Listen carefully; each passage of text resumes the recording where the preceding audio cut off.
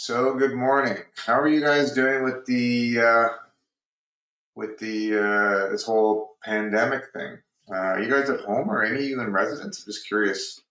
It's not probably ideal. I feel sorry for the foreign students or students who are working or going to school abroad. It's not a great time. At home with three kids. Yeah, that's that sounds awesome. I've got two. I know what that's like. Uh, Yeah, yeah, that's challenging. Sorry to hear that. So Jessica, you got two kids, yeah. So that can't be easy. Actually, it's not easy for anyone, frankly. But um, so my wife is due on Thursday. So I haven't figured out if I'm lecturing or if I'm going to play a recording from last term. So either way, the last lecture, um, I'll make a decision on that. Today we're going to finish the GI section because I don't like to rush through that because I think it's a good section. And then the safety lecture will have either the recording I'll post or I will give it on Monday. So I'll keep you posted on that. I don't know if you guys have a preference either way. I can either post it this week or just wait to the last minute and make a decision what we're going to do. So you guys can let me know what you want to do. So any questions before we start the lecture? How are you guys feeling about this whole pandemic thing? Is it you guys staying at home? Are you guys going out? Are you feeling anxious? I'm just curious. What's going to happen with our exam? No idea. I have no idea. I don't think anyone knows right now. My concern is that in 2 weeks, uh, the social distancing measures, because there's a lot of people still not taking it seriously, that it may not be uh, safe, frankly, to go and write the exams, or maybe it will be. I have no idea. So that's something that the college is probably not going to be able to make even a call on that because everything's changing day by day. 2 weeks during a pandemic is a long time. Italy's what, 3 weeks ahead of us right now. So we're implementing a bunch of measures, and we're going to be doing a whole bunch more testing on both symptomatic and asymptomatic and people. So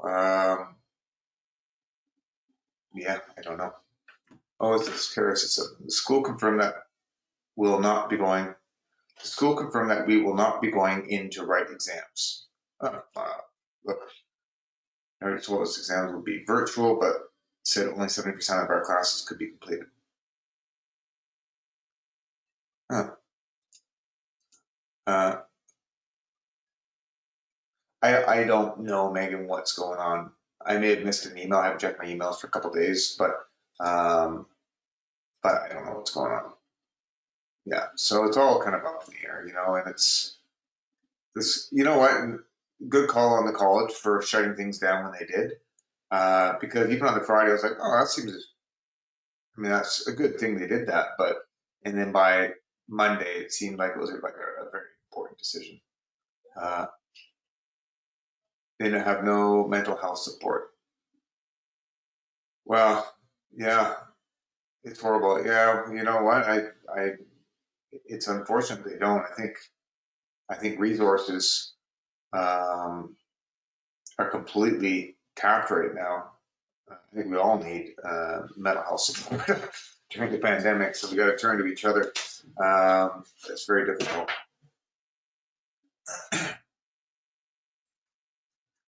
Uh, okay, so maybe we're going to do an assignment instead. I'm a nurse, and all my friends are working and being told to wear scarves as masks when they run out. That's I don't know how effective that's going to be, but uh, Yeah, it's tough. It's tough for everyone. So,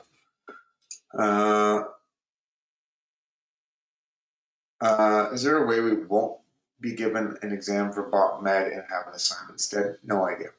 I can't make any.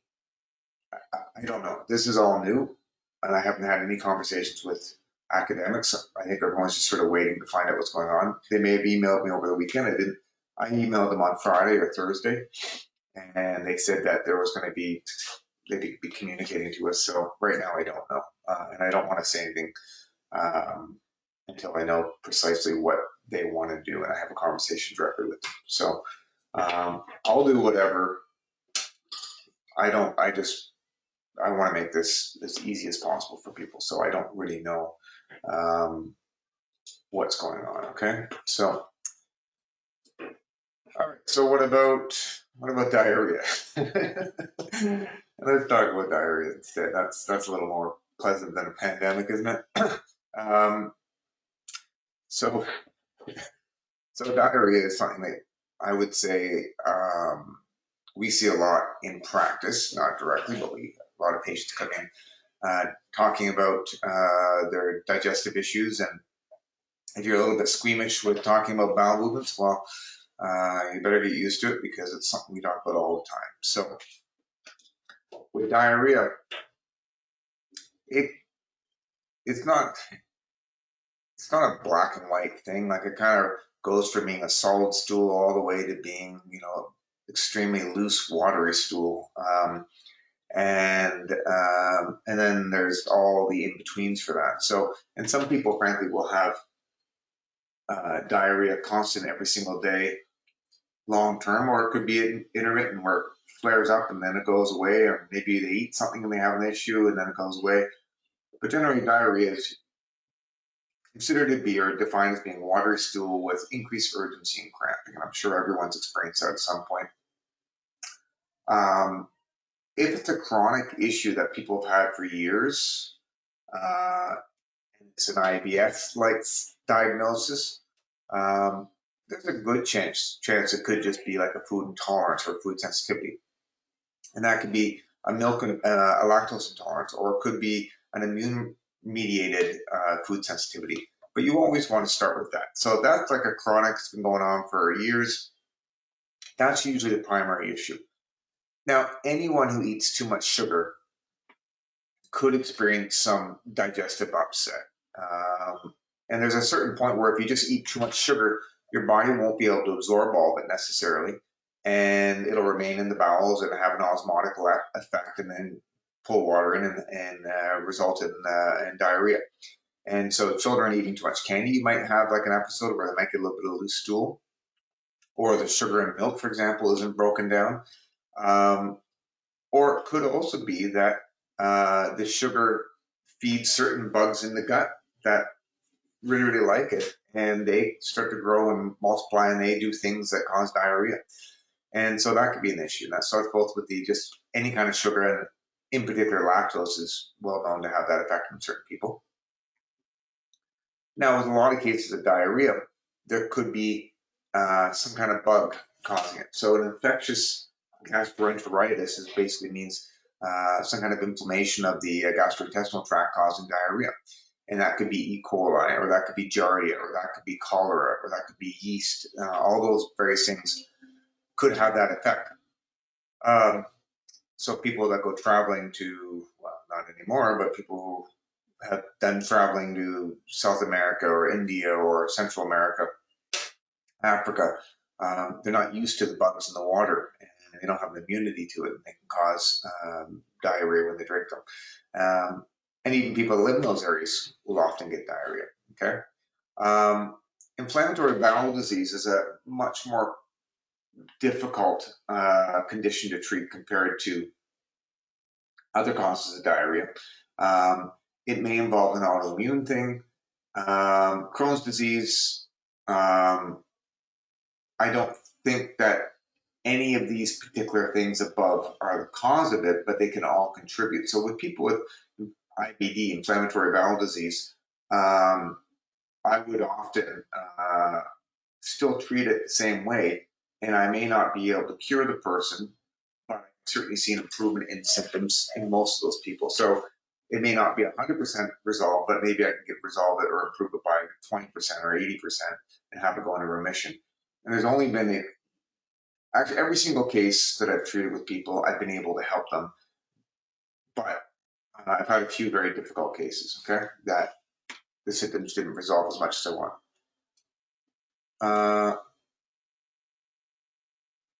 So a couple of you guys said,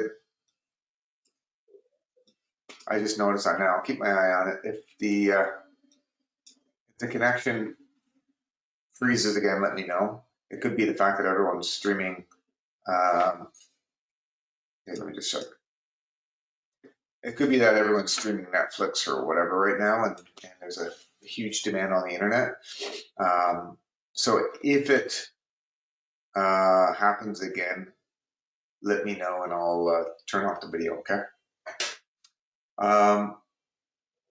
So with colitis, I've had curative cases. Ulcerative colitis, I find it's easier to treat than Crohn's, but I have had some stubborn cases, a couple of cases where maybe at best I only got a 20% improvement. There's only one case I can think of like that over the years. I still helped them, but they just didn't help them as much as I'd like to. Drugs and stress can also be causes. So often when people, for example, with irritable bowel syndrome, which appreciate IBS is not an actual disease, it's a cluster of symptoms they've given a name to. And I would say food, sugar, lactose intolerance, infections, stress all play a role in IBS. So there isn't one single cause, and that's why the pharmaceutical drug approach isn't really that effective, because there are so many things that contribute to it. So treating IBS and treating diarrhea means you got to figure out what the cause of it is and treat that. And so you might be able to help someone by removing food intolerances, but if they have Giardia, you got to kill the Giardia. Simple as that.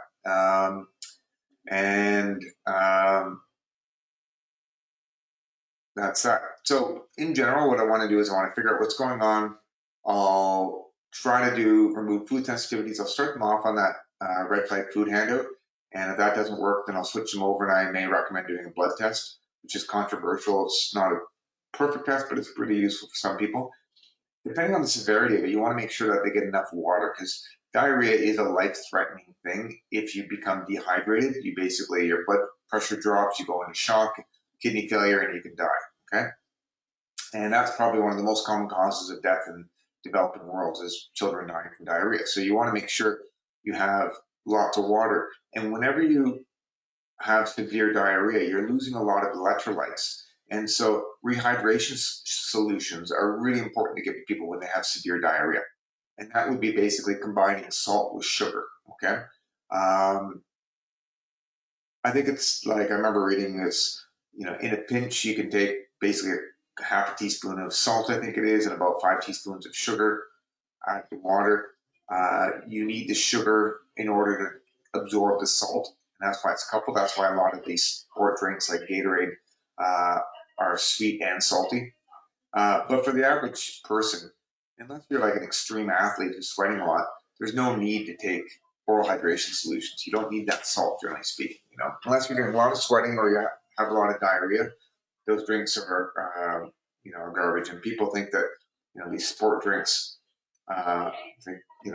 people who aren't doing sports are like, yeah, I want to be healthy, I'll take a sport drink. Like it's unhealthy. It's just loaded with sugar and salt, and you don't need that.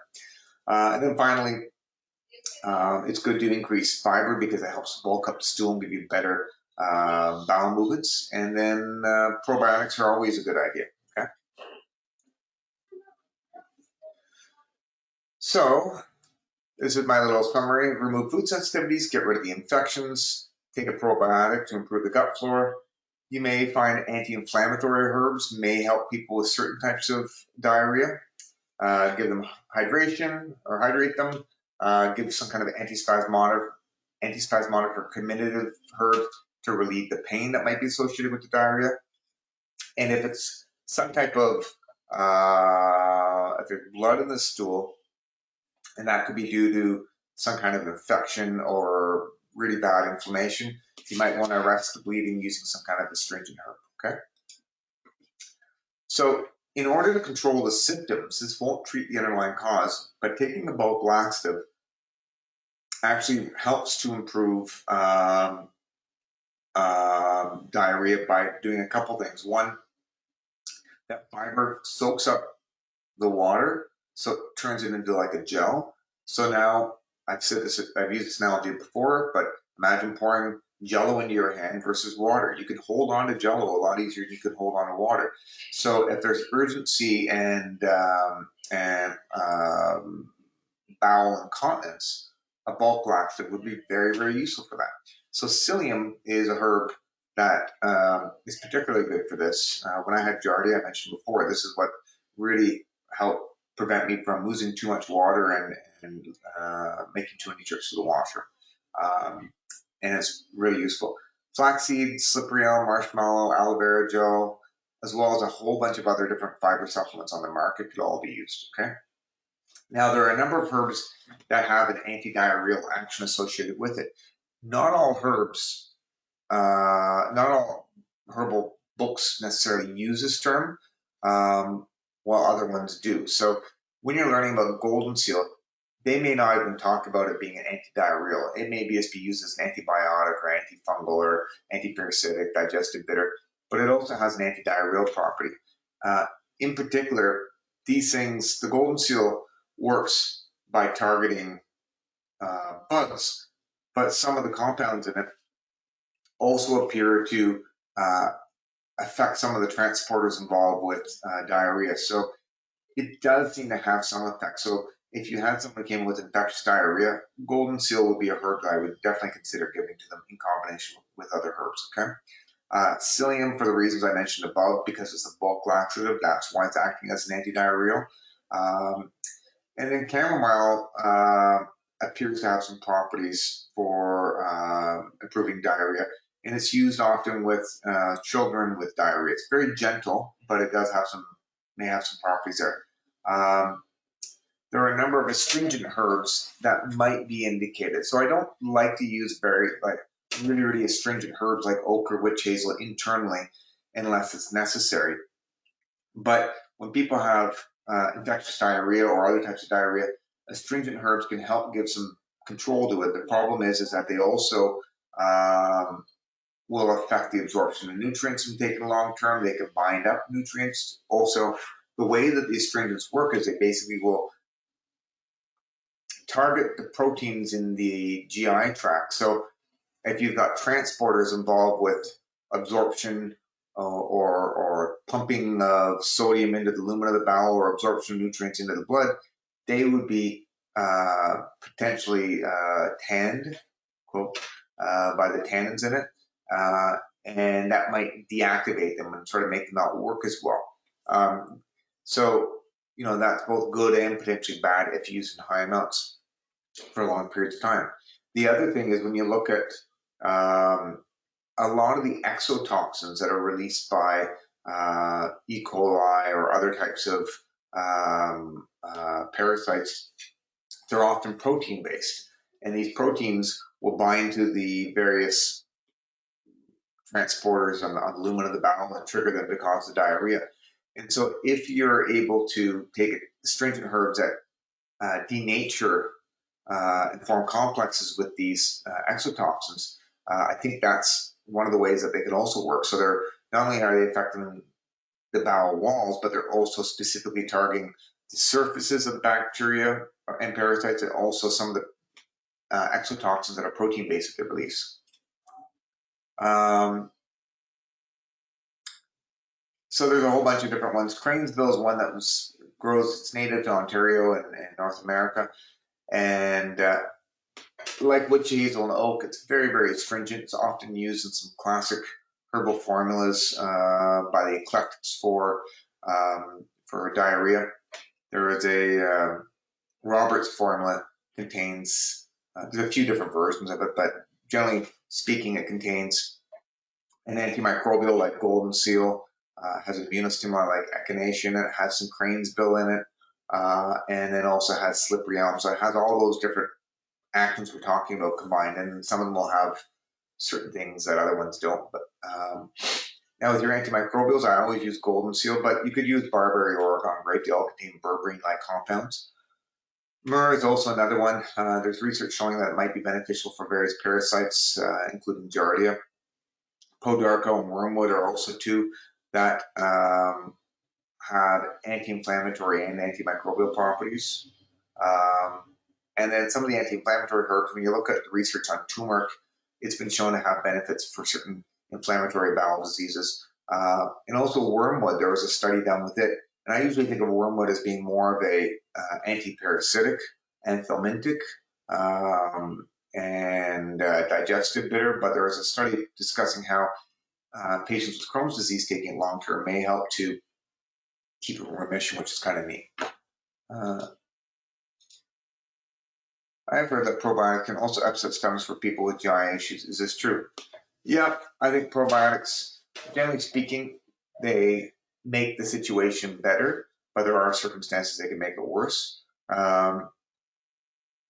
know, it's a little bit tricky because you're giving living organisms. Generally speaking, of 95% of the people I give probiotics to or higher do better when they take it. My son, for some reason, there's a probiotic I have at the clinic. I've never seen this happen with anyone, but for him, it makes him messes up his guts for some reason. Whenever he gets them, he ends up staying up and he doesn't want to sleep and he wants to watch Mash and the Bear till 3 a.m. It's really irritating. And that just happened 2 or 3 days ago where he got into his sister's probiotics and he was up complaining for hours, which is very unlike him. And we've seen this. We've tried to give him to him several times. He has an issue, and I don't know what it is. There's no prebiotics in it. It's just bacterial strains. They're supposed to help with bowel movements. They constipate him for some reason, and I've never seen that with anyone else except for my son. Other probiotics I've seen aggravate, especially when they contain chicory or inulin or FOS and cause a lot of bloating. Sometimes if people have leaky gut, they don't recommend giving probiotics because there could be problems with that. So for most people, though, I mean, the research shows benefit for the most part, but I appreciate every treatment has the potential to cause harm too, right? Even natural treatments. So here's a case. We had a 37-year-old female. I don't remember this case. I got to read it quickly. So on July 9th, before the naturopathic visit, she had infectious diarrhea that she was diagnosed with. She had really severe cramping, diarrhea, bloating, fatigue, muscle pain. So she was getting pretty serious dehydration. And she had a parasite that was identified on a stool sample. So they gave her the appropriate antibiotic. And there was about an 80% improvement in her stool. Now, I'm assuming that between the parasite and the antibiotics, her gut flora is probably a little bit messed up. Maybe there's other things contributing that have been flared up as well. Sometimes when there's inflammation in the bowels, it makes people more sensitive to foods that they've always had a sensitivity to. And it becomes much more pronounced. So in her case, I saw her in August. Her stool is only about half of the more normal. Worse eating gluten. She said pizza and pasta.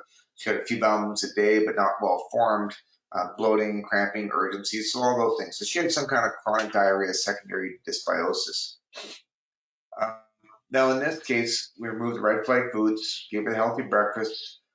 Sometimes I'll use an essential oil product that contains peppermint, thyme, and oregano in capsule forms, and that can help with spasmodic pain. It can also act as an antimicrobial.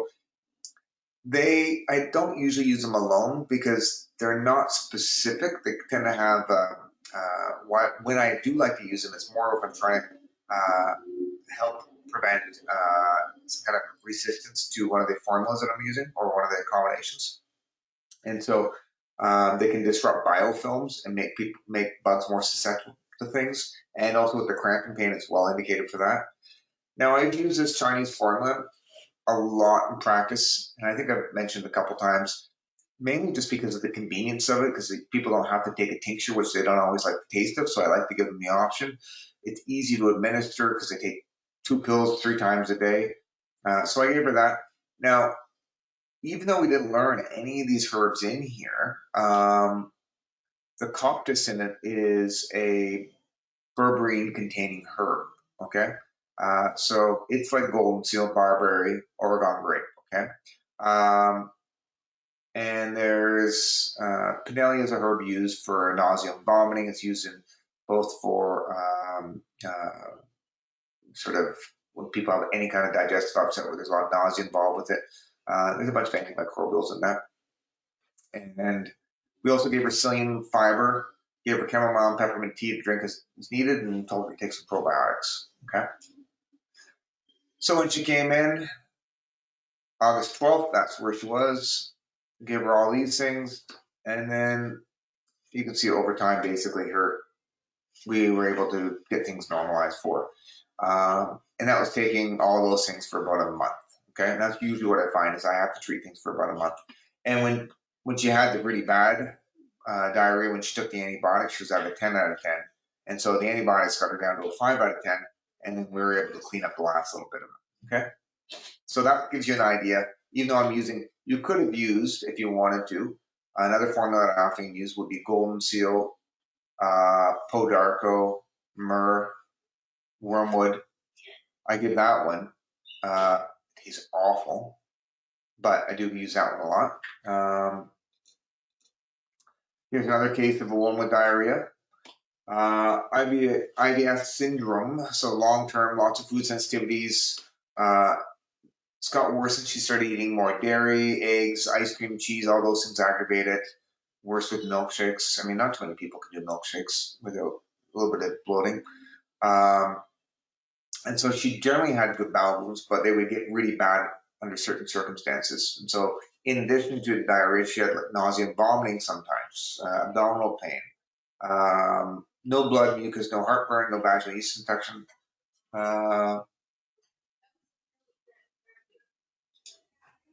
So the first thing I did is I removed the red flag foods, gave her the healthy breakfast. So we saw an improvement with that off the bat. I may have given her gentian chamomile. Sorry, I didn't finish on that side. And I gave her some gentian chamomile. So we saw a dramatic improvement in the symptoms there. And then we did the IgG test, which helped to sort of make more sense of her possible food intolerances there. And that kind of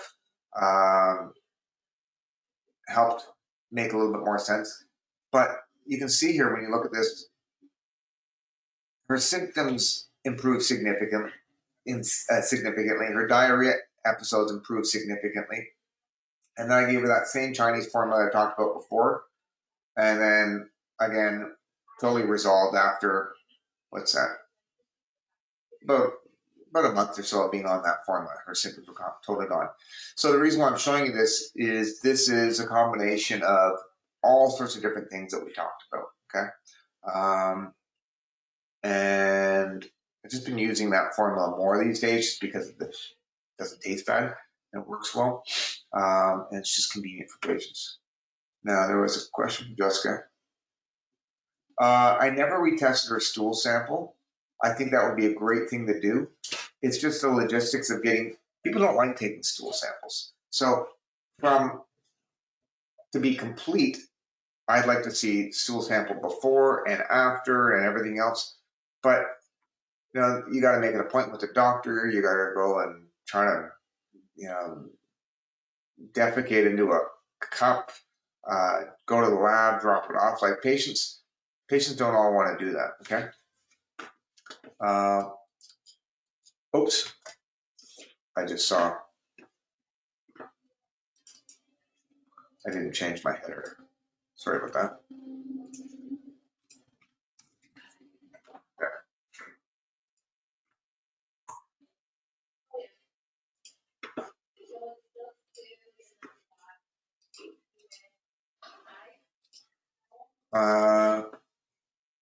So no, I didn't retest with any of these people just because of the logistics of doing it. Okay. So any questions on those? I missed a question here. No, I don't think so. Any question on those cases?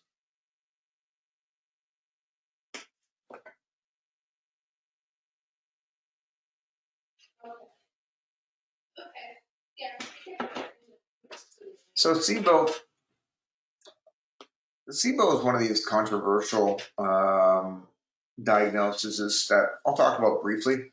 What it is it's called small intestinal bacterial overgrowth. I didn't do a lot of it. I just, in the last year, I've been doing some testing on it. And so I've had a number of people come in, chronic diarrhea.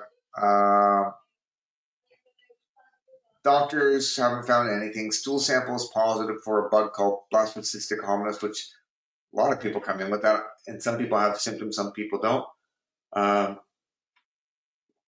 And what you can do is if you want to do a test for them, stool sample came back with that. And in addition to that, we had the patient do this SIBO test. And what it is you basically give them a certain type of sugar that comes in the kit. They blow into these tubes at timed intervals, and you measure the amount of gas that's being expelled. And what we find is that if it's hydrogen gas that's being expelled, it seems to be associated with diarrhea, and the methane gas is associated with certain types of constipation. So I still don't know what to think of the test. I've run it about a dozen times in the last year on people, offered it to them. I don't mark them up. I just if they want to do it, I just give it to them and do it, mainly because I'm kind of curious to see.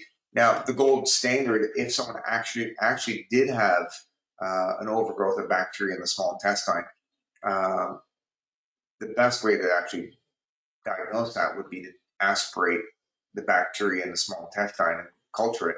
But the reality is that medical doctors, gastroenterologists, is at least a 6-month waiting list for most people to see one. And then for them to go and actually do that test for someone who's just getting what are considered to be kind of IBS-like symptoms, they probably wouldn't. So these have been useful though when I've had people, they've come in, I've given them the red flag food handout. They've done an IgG test. We've seen improvements, but it still hasn't totally resolved. Stool samples, the doctors have said it's either showing nothing or it's, something like Bacillus hominis, which isn't supposed to be associated with diarrhea. And we do this and we're like, well, it looks like you got something that's causing diarrhea if they're creating all this hydrogen gas. So then we treat it as an infection, and then the symptoms improve. So it's just another thing to be aware of. It won't be tested on this, but so that was someone with diarrhea. This was another person that came in with diarrhea as well, that we did the IgG test for. They're feeling somewhat better than we did this thing. We identified that there may be some kind of bug in there, and then we treat it with antimicrobials. And I appreciate sometimes people don't want to spend the money taking a natural antibiotic or even any kind of pharmaceuticals just because they want to have a diagnosis. And so I only use this for people when they're trying to understand what is causing the problem, and this can sometimes give them answers. In my opinion, based on their symptoms, I would just go ahead and treat and save the $160 on doing this. But anyways, so here's another one. This person messed it up a little bit here, but you can see those spots where the dotted line is basically they didn't do the test correctly on those ones. But here's another one that was associated with diarrhea that I've seen. Okay. Any questions on that?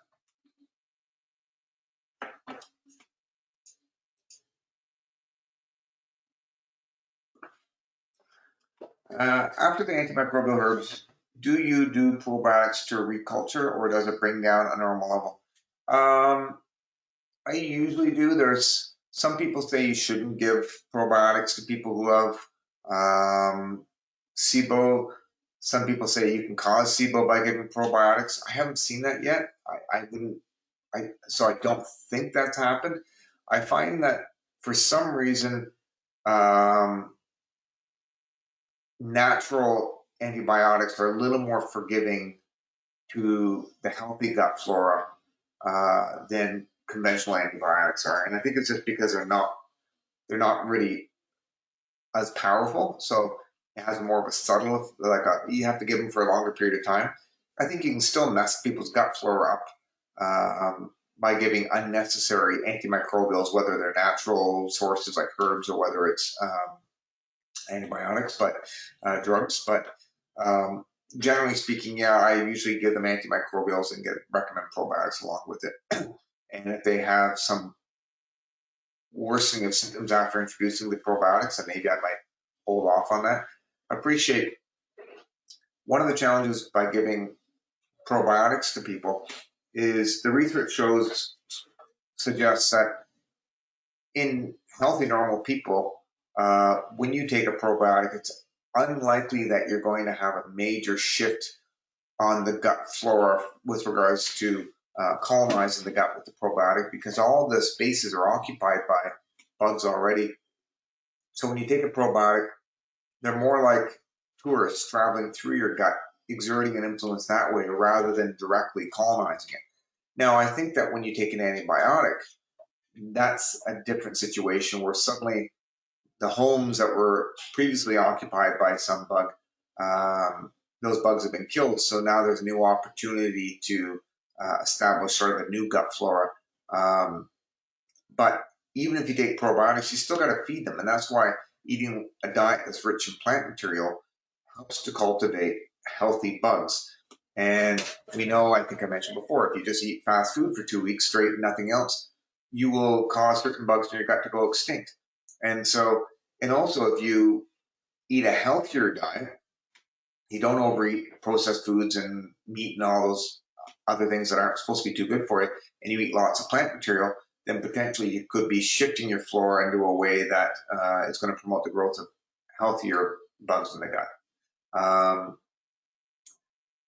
The only exception I see with that is when it comes to yeast and candida. Sometimes a vegetarian or vegan diet is pretty starch heavy, and candida likes starch, and some other bugs probably do as well. So sometimes it's hard because it's easy to just eat meat and non-starchy vegetables and see an improvement in some of these symptoms. And then vegetarians and vegans, you can't always do that with, which is trickier. Okay. So the IBS, like I said before, it's not a disease. It's just a clustering of symptoms. It's usually what I see as a combination of food, bugs, stress. Okay. So there are several different types of IBS. You can have ones that are more, IBS just means your bowels are just acting weird, okay, for an extended period of time. Okay, it's not like one day, it's like going on for it's sort of a chronic thing. And so IBS-D is predominantly with diarrhea.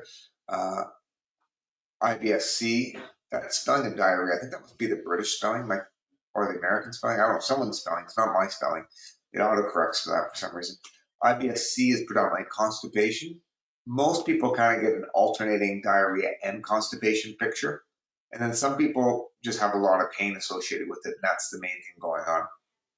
Regardless of which type you have, it's going to be either food, bugs, stress, and usually it's all of those to some degree, okay? So with the food sensitivities, you can have the IgG food sensitivities you can check with a blood test. If it was $50, I'd run it on every patient, but because it's $360, I'm careful about who I run it with. People with sugar addictions often have digestive upset and can have a lot of pain. And sometimes just getting them to stop eating sugar can improve their IBS symptoms. I've seen that. Lactose intolerance. If someone's drinking a lot of milk, they could have, they may not have the lactase enzyme being produced. What's interesting is some people can be able to drink milk for most of their life. They go on a trip to Mexico, they get some kind of weird bug, and now suddenly their body stopped producing lactase enzyme. Now they're lactose intolerant. And I've known lots of patients who've had that experience. Also appreciate if someone's not able to properly absorb fat, and that could be, let's say they've had their gallbladder removed, that would be a common cause, or maybe have pancreatitis, where they're not having troubles releasing certain enzymes, or they're eating at like a heavy, if you're just eating fried chicken all the time with French fries, that's going to loosen up the stool, because if you can't absorb fat it's going to remain in the stool and cause looseness, okay? So lots of different ways. Some of these could be an immune mediated, like the IgG food sensitivity. The other one is just too much of specific foods in general can cause issues, okay? With regards to bugs, lots of different bugs can contribute to IBS. And some of these things we'll never know, because I've had people come in, they have IBS, they've got this chronic low-grade diarrhea that kind of comes and goes. They do a stool sample, and it's totally normal. And I'm like, well, let's remove food sensitivities first. We do that, still hasn't gone away. And I'm suspecting that at that point, it's likely to be some kind of bug. And I showed you a couple of those cases before. So whether it's IBS, whether it's diarrhea, whether it's chronic or acute, I find starting with some food sensitivities. And if I know that it's probably bug, like a bug causing as well, I'm really confident that it is, I'll just start with antimicrobials right away, or I might wait for a week or two, okay? Or even a month. So lots of different bugs may be contributing to IBS. Again, something like Giardia, you could have chronic IBS that's just kind of a low-grade annoying thing. And it could just be you have a parasite like Giardia that's just low levels hanging out in your gut, never able to get enough of a control over the bowels to have like severe diarrhea that makes you go and get a stool sample. Just kind of comes and go, and I've seen that before, okay? The Methanobrevibacter smithii is a bacteria that produces methane gas, and that one's often associated with constipation. And doing the SIBO test, that's come up positive for certain people, and that's more of a constipation dominant SIBO, okay? So, how do I approach IBS? Kind of like the same way I approach most things. Identify food sensitivities. I do this with almost every single patient who comes in. I would say I probably do with every single person eventually, unless they came in and like they had like, you know, a musculoskeletal problem, then I may not start with that, but I probably would recommend it eventually.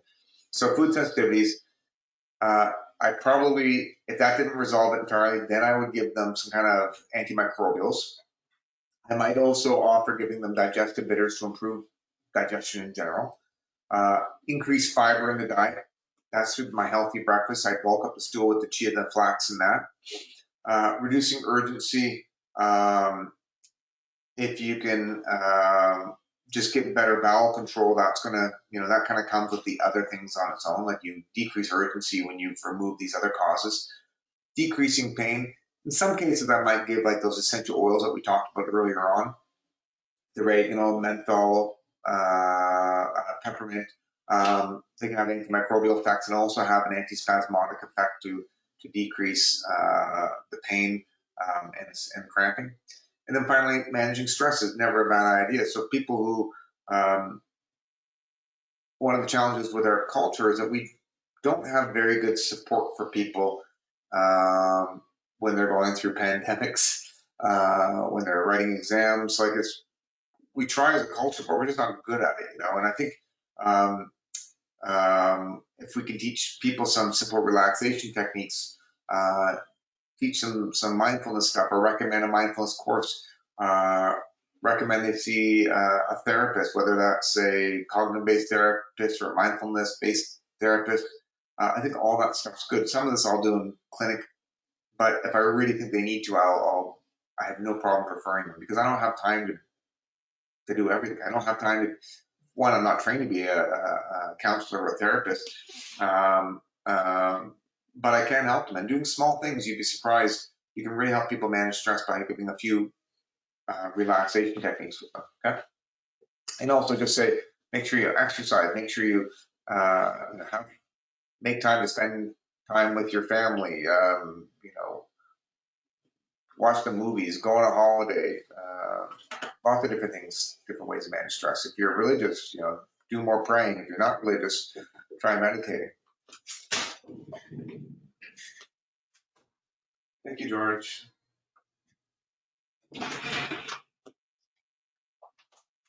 So that's George. Our clinic is closed right now, but the reception is just doing all the phone calls and everything else, and her son's home. So we have a very small group of people that are allowed in the clinic. And that's it. We're all being very careful about the social isolation. So we are the only 3 people in the clinic today. So lots of different ways you got to manage stress. Okay. And as students and stuff, you know what? Whatever happens with this whole pandemic thing, like the college, nobody in the college wants you guys to fail. Like I don't want you guys to fail. I want you guys to succeed. I'll do whatever I can to get you guys to pass. I don't want you to have to write supplementals. I mean, but those do exist. Okay. This is on the out of this.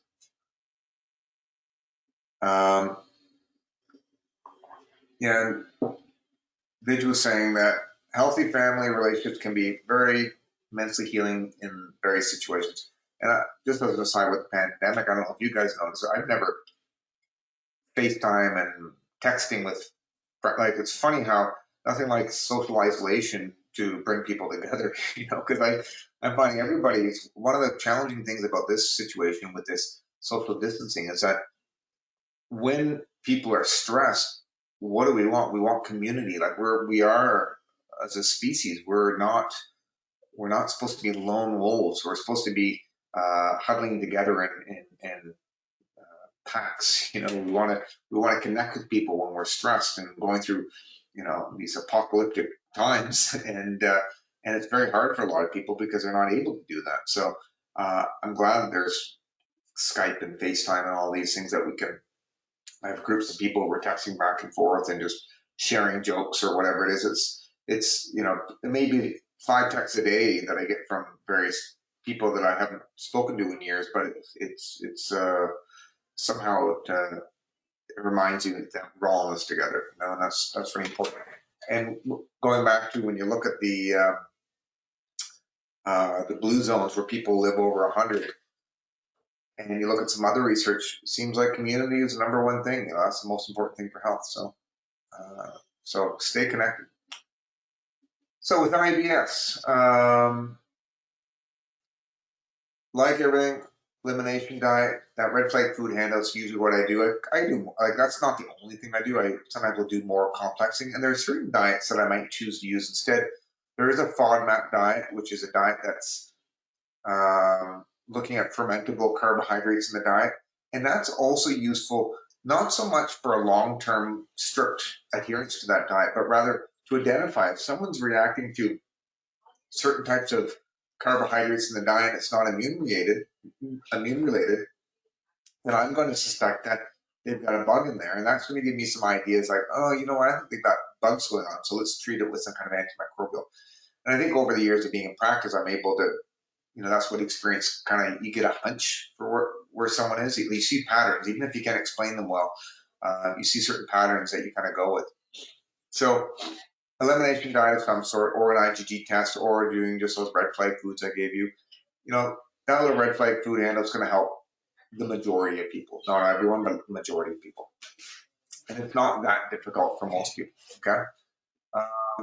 Bulk laxatives, so this is where you could give them a psyllium supplement like Metamucil, or there's other fiber supplements you can recommend.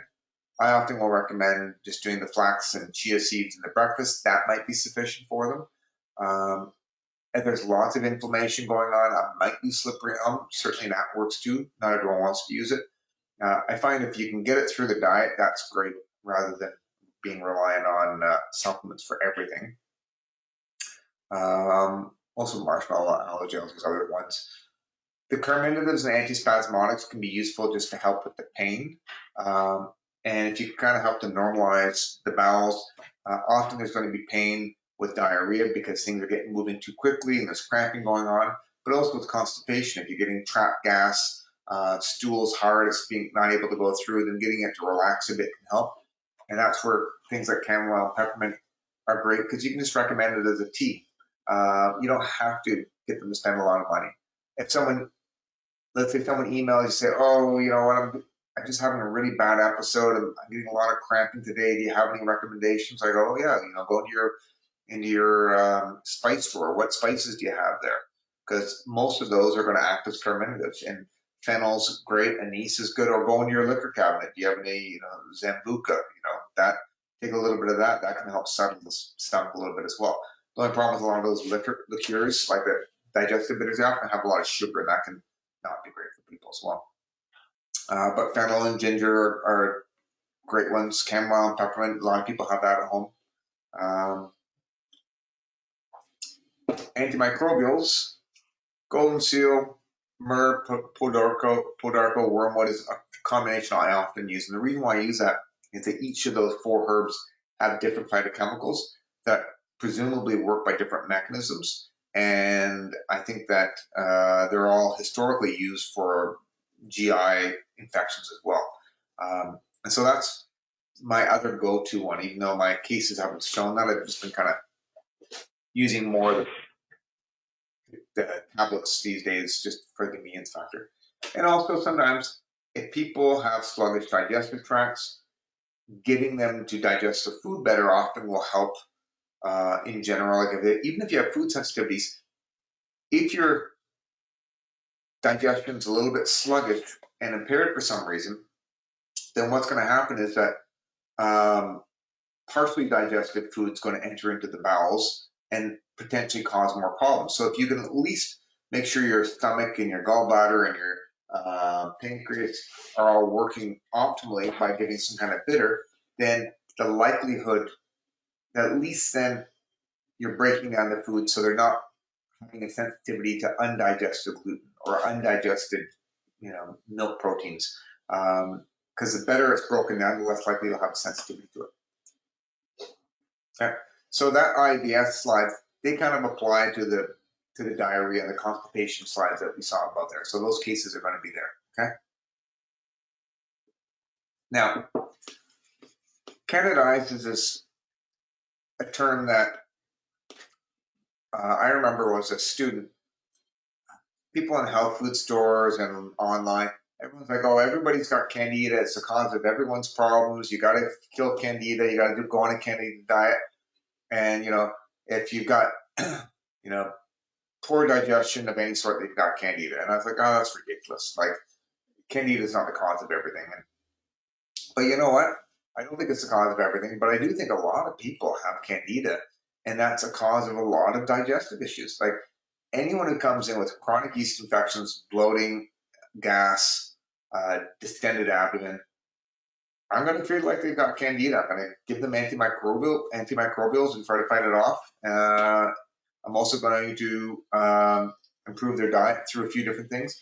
Now, with a Candida diet, a strict Candida diet, so what Candida is a yeast. I don't know if you guys know that or not, but it's basically a yeast that's a normal part of your gut flora. And when women get vaginal yeast infections, it's this bug that's causing it. So technically speaking, we all have Candida, and that's not really the problem. There are a lot of bugs in our guts that aren't causing us any kind of issues because the levels of them is relatively low, so we can kind of live in harmony with them. But when you go on a round of antibiotics, or if you've been overdoing, you got a sugar addiction, you're under a lot of stress, and your immune system's impaired, lots of other things are going on, then the Candida levels in the gut may rise to a certain level where they may start causing problems. Now, in extreme cases, and you might see this in immunocompromised individuals if they have HIV or they're on prednisone or corticosteroids. Sometimes diabetics will get it as well. Then they can develop things like thrush, where there's like overgrowth of yeast in the mouth. But I would say that just because you're not immunocompromised doesn't mean that there's not a significant amount contributing to the problem, especially with the history of antibiotics or antimalarials. I know that I've had people come in, they say, I asked them, have you been on any antibiotics? I said, no antibiotics. And their chronic yeast infections and digestive issues all started before they went off to Africa or wherever they were going. And so they said, yeah, I couldn't caught it. It wasn't a bug that I caught because it started before. I'm like, were you taking antimalarials? They're like, yeah, I was. I'm like, okay, well, that's antimalarials are going to disrupt your gut flora. And so that's likely could be a yeast overgrowth due to taking that. So if someone has chronic vaginal yeast infections, then that means that they've got an overgrowth of yeast in their bowels as well, because yeast doesn't just teleport into the vagina. Like, it has to come from somewhere. It doesn't just float around in the air, right? So you could get it from a partner, but I think most of the time it's more likely to be introduced just from migration from the gut. And because of the anatomy of the female body, the distance between where it could be harbored and the vaginal area is not really that significant. So depending on personal hygiene, hormone levels, stress levels, the amount of intercourse going on, all these other different things can all increase the risk, okay? Heather's asking, what would you recommend doing for a baby with thrush?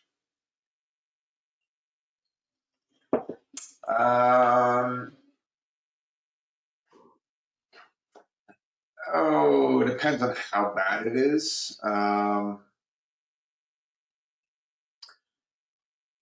Coconut oil does have some antifungal properties to it. So usually I would start with that. The herbs that I like to use for thrush, I don't like to give to babies. So like the golden seal, the berberine compounds, I don't really like giving those ones to babies.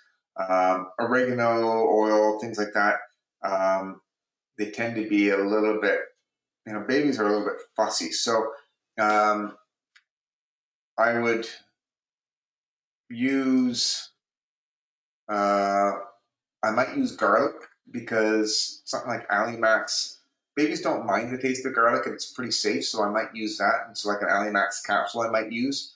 If there's any open sores, it can be really irritating, but you could put it on.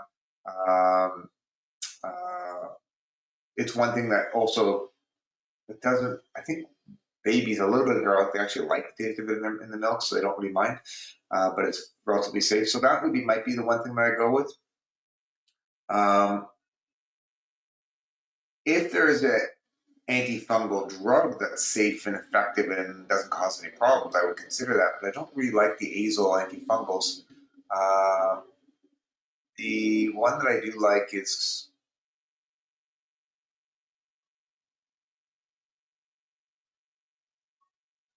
I can't remember.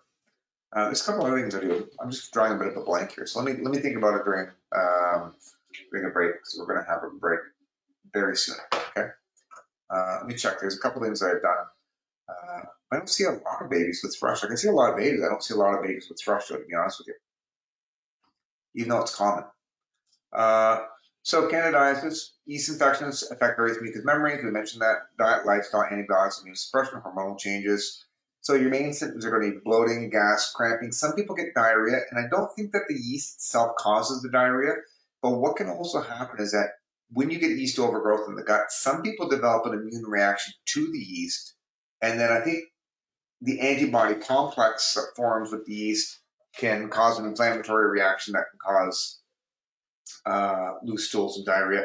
And often what I'll see is when you eat yeast in your diet in the form of beer or bread, or even beyond meat burgers that are made with yeast, or nutritional yeast supplements, it's not, even if that yeast is dead that you're eating, it's not fermenting carbohydrates in your gut. Like, that's not what's, it's not like you're feeding the yeast in your gut either. But what I think happens is, if your immune system's been sensitized to yeast that's living in your gut, and you eat another yeast that's unrelated. So Candida and Saccharomyces cerevisiae are two different types of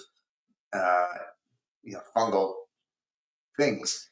But I think there's a cross-reactivity in some cases with the immune function, so that you may suddenly become more sensitive to bread, beer, and dietary yeast, okay? Because there's a cross-reactivity going on. That's my opinion. I don't know if I'm right, but that's what I've seen. Other symptoms will be just itchiness if it's around the vaginal or anus. You can also get Candida topically. You get that more in obese people in between the folds of the skin. It's kind of it'll collect in there. Some people will develop, I think, like a type 1 immune reaction to the Candida as well. So you'll see hives. Like, itchy skin and blotches that moves around. And that's not the yeast directly causing it, but the immune reaction to some kind of yeast particle that's floating around. And finally, a lot of people with candidiasis, I find an exaggeration of their anxiety and depressive symptoms when they have a flare of yeast in the system, okay? So how would I treat it? You cannot starve yeast. It is impossible to starve yeast out of your body. If you go on a diet like a ketogenic diet where all you do is eat meat and vegetables that contain no yeast, your symptoms will improve dramatically. But the second you introduce a piece of fruit or bread and things like that, you then provide food for the yeast and they'll flare up again. Because yeast can hibernate. They can just basically hang around and go into like a kind of a hibernation mode. So it's very hard to kill them. I think it's wise to reduce carbohydrates, but I don't get people to do an extreme Candida diet off the bat unless they're really stubborn. Okay. So first thing I want to do is eradicate the infection. Give a probiotic because often probiotics will help to fight the yeast as well. Sometimes I stimulate immune function by giving like a combination of echinacea with the herbs that I do just to boost that up a bit. I reduce sugar, but I don't eliminate all carbohydrates, okay? I limit, but not necessarily, I limit, but not eliminate, okay? In particular, I get them to avoid the dietary yeast, and that's the bread, the beer, nutritional yeast, and some of those vegetarian meat products. And if they've got a lot of bloating going on, you might want to use herbs that are carminatives to relieve that to give symptomatic improvement, okay? So antimicrobials, antifungals, gentian, wormwood, barberry, golden seal, greater celandine, garlic, essential oils. These are all things that have good effect on that. Also podarco, myrrh. I didn't include that there, but they all probably help as well. And then your carminatives, okay? Can colonoscopies and endoscopies introduce microbes into the system and cause? I think so. I know what you're trying to say there, but I think so with regards to, I had a patient who went and got a colonoscopy done and she picked up Clostridium difficile from the colonoscopy. At least that's what I diagnosed her that she had. And so, you know, I don't know what's going on when you do a colonoscopy, but hospitals, they try to be sterile, but they're not. So I'm sure bugs get introduced, but I haven't looked at the research on it. So I can't say it for certain, but I have seen patients. I think it happens. I've only had a few patients. One patient that I can think of right now, but I may have had other patients that I may not have made the connection, but definitely with one patient for Clostridium difficile. Okay. So here's one. This is a patient I saw when I was supervising students in the clinic maybe 10 or 15 years ago. This is a 31-year-old woman who had basically chronic vaginal yeast infections for 20 years almost, okay? Long time. And she tried several different antifungal drugs for it with no benefit. And so when she showed up to the clinic, she's like, first thing she said is, just so you know, I think you guys are a bunch of quacks. I'm like, okay, well, why are you here? She said, well, my doctor can't help me, and they said I should see a naturopath. I said, okay. So I figured at this point, if they think we're a quack, I can't do any worse than that. So in addition to having these chronic vaginal yeast infections, she had digestive upset, as well as she was bipolar. And her moods were pretty unstable. And I'm pretty sure, I think anyone who had a 20-year history of vaginal yeast infections wouldn't mentally feel awesome. But it definitely was affecting her moods. So she was on lithium, which is a drug for bipolar. She's taking an acid blocking drug, which increases the risk of getting vaginal yeast infections. She was taking niacin for something, Cystacue, because she was believed to have had interstitial cystitis. It's a type of like chronic urinary irritation going on. And what we found was the first visit, we gave her DGL for her heartburn, we gave her garlic, we gave her dietary changes, we gave her oral probiotics, and we see a dramatic improvement in her reflux going on, for sure. But not a major improvement in the vulvovaginal issues. And then we gave her, like her vaginal yeast infections, and then we gave her a herbal tincture. The scale 6 out of 6 is at 10 out of 10, just FYI, okay? So then we gave her barberry, podarco, clove, gentian, echinacea. So you could do golden seal, pulled d'arco, clove, oregano. Those all have those essential oils in it. Gentian, echinacea for the immune support there.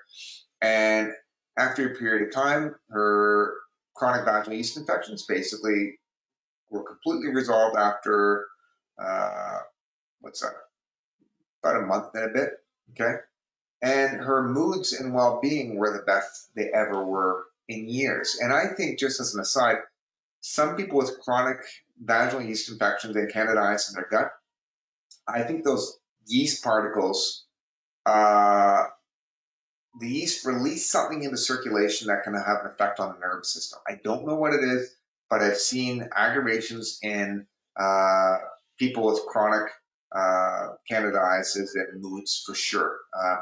I know I've had some people say, you know what, I'm not generally an anxious person, but my anxiety is through the roof, and I have no good explanation of why it is. It's like my whole nervous system is buzzing, and I've got the usual stresses that are going on, but everything's doubled.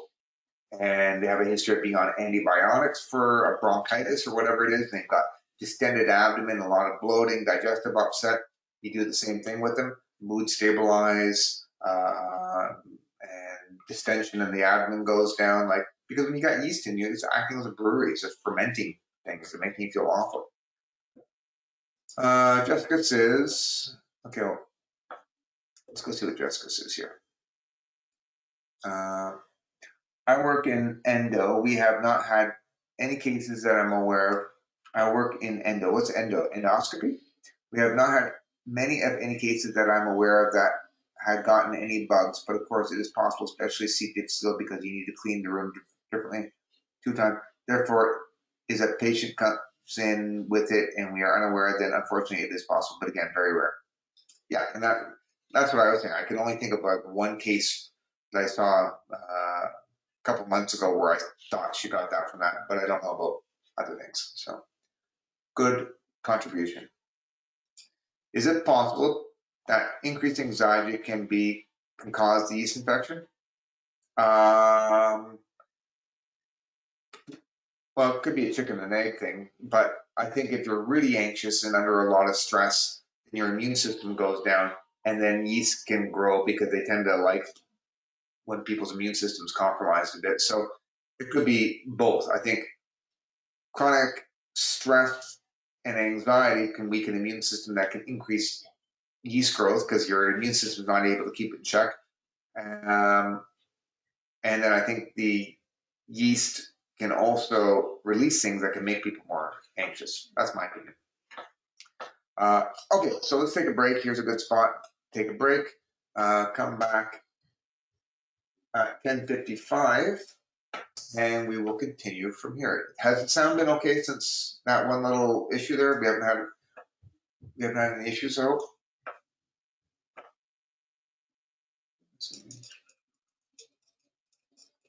All good. Thank you. So I'll see you back at 5 to 11. If you have any questions, post them up there, okay?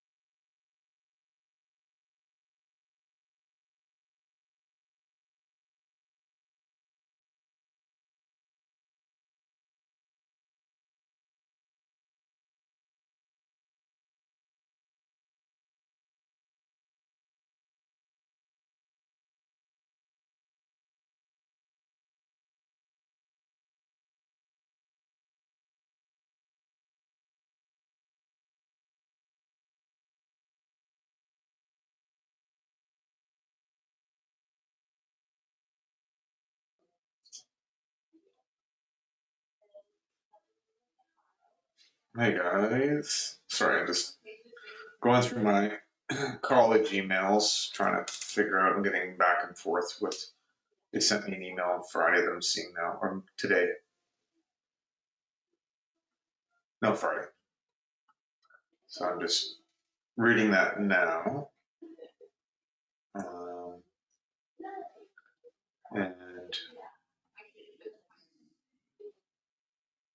just trying to figure out.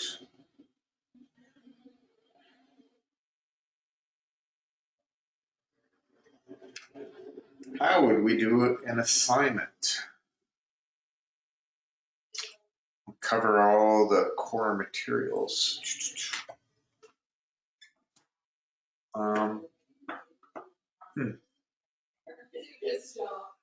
Unusual times. So I got to think about it. You guys want to give me any ideas?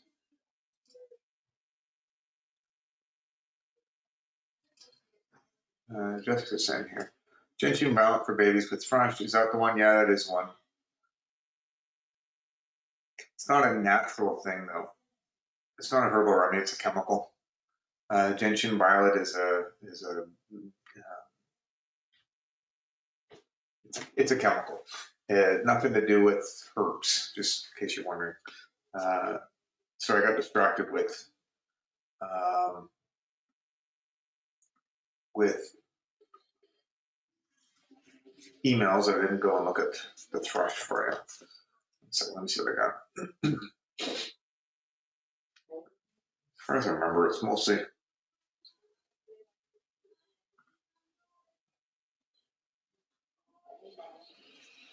Yeah, garlic supplements the main thing I do.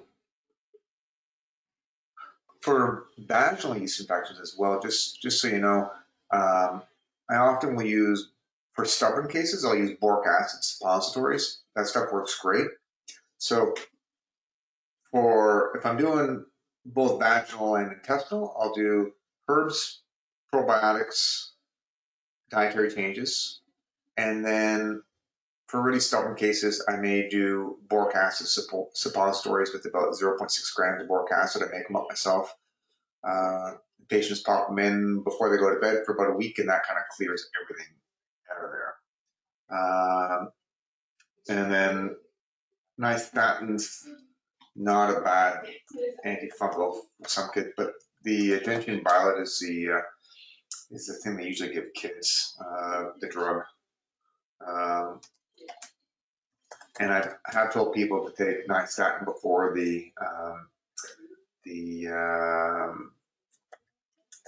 antifungal drug. It's not systemically absorbed.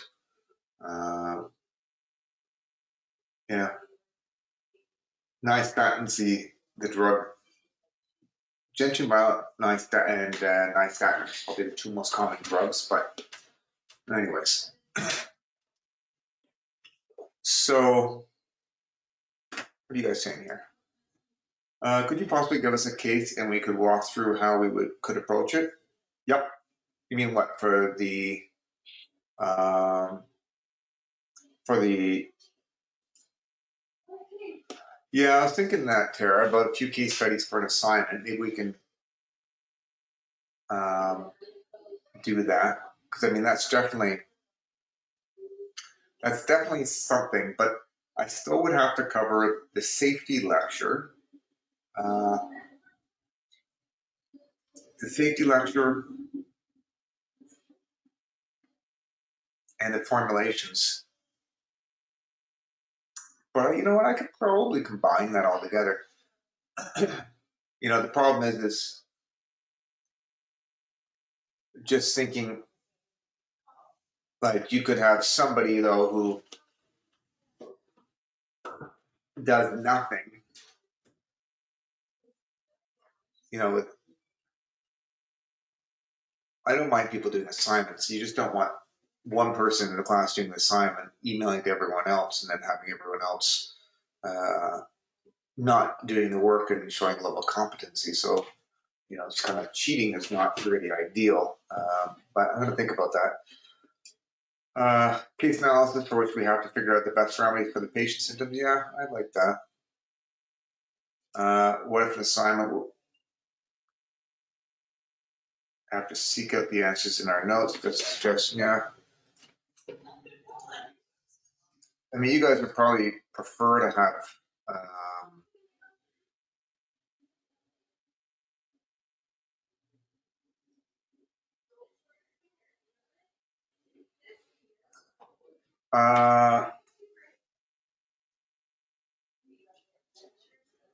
well, you know what, Haley, I know the college is going to make sure that anyone with accommodations is going to be helped out. So don't feel, we're going to make sure that you guys are treated fairly, and we're not out to get anyone here. Okay, we really want to make you guys feel relaxed. It's an unusual circumstance, so I'm gonna try to figure out a solution for you guys. Would you guys prefer an exam, or would you prefer an assignment? Just out of curiosity.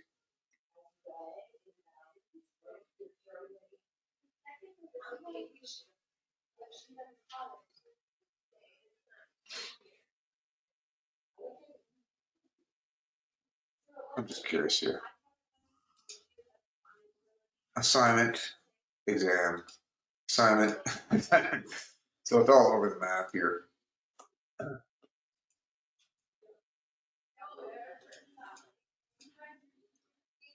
Case-based assignment. Okay. You know what? Maybe I can do cases that involve.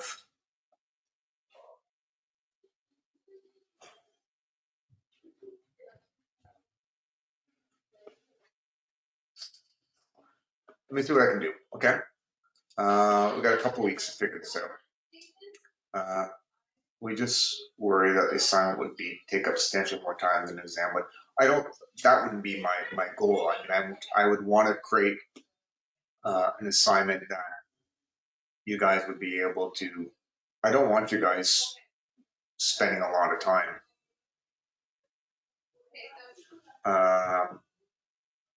Period. Like I don't want it to be a 10-hour assignment. I want it to be like a 2-hour assignment, right? Or maybe a 3-hour assignment that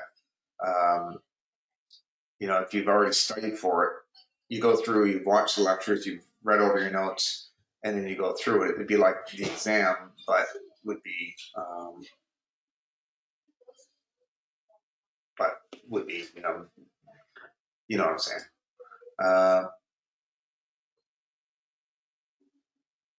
I'd say exam if I knew what day. Okay, well, let me look at this. I'm gonna have to talk to people and figure out what's going on. Now, one thing.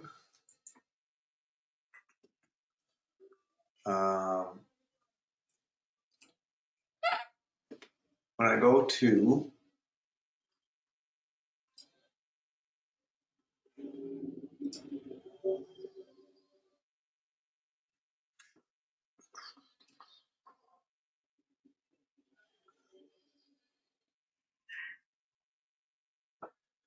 So I did like a final exam review here with some cases on it. So that's going to be good to watch regardless. And it'll kind of help you figure out how to do this sort of stuff. Those guys are posted. In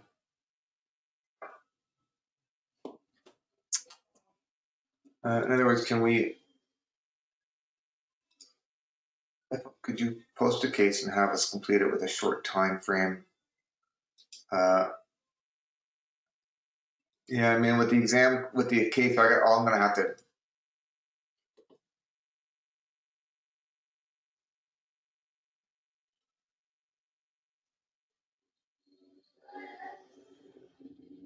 How many people are in your class?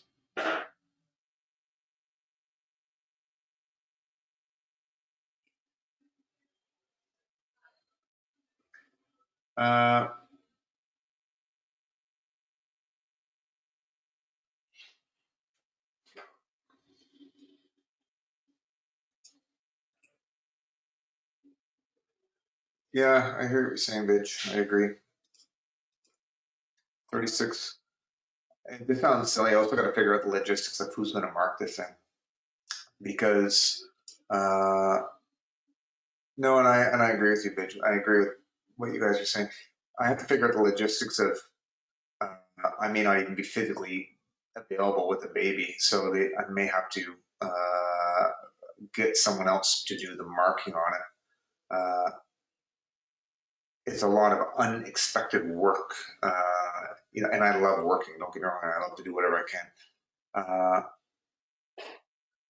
So the exam was nice because I already had it all ready to go, planning in advance.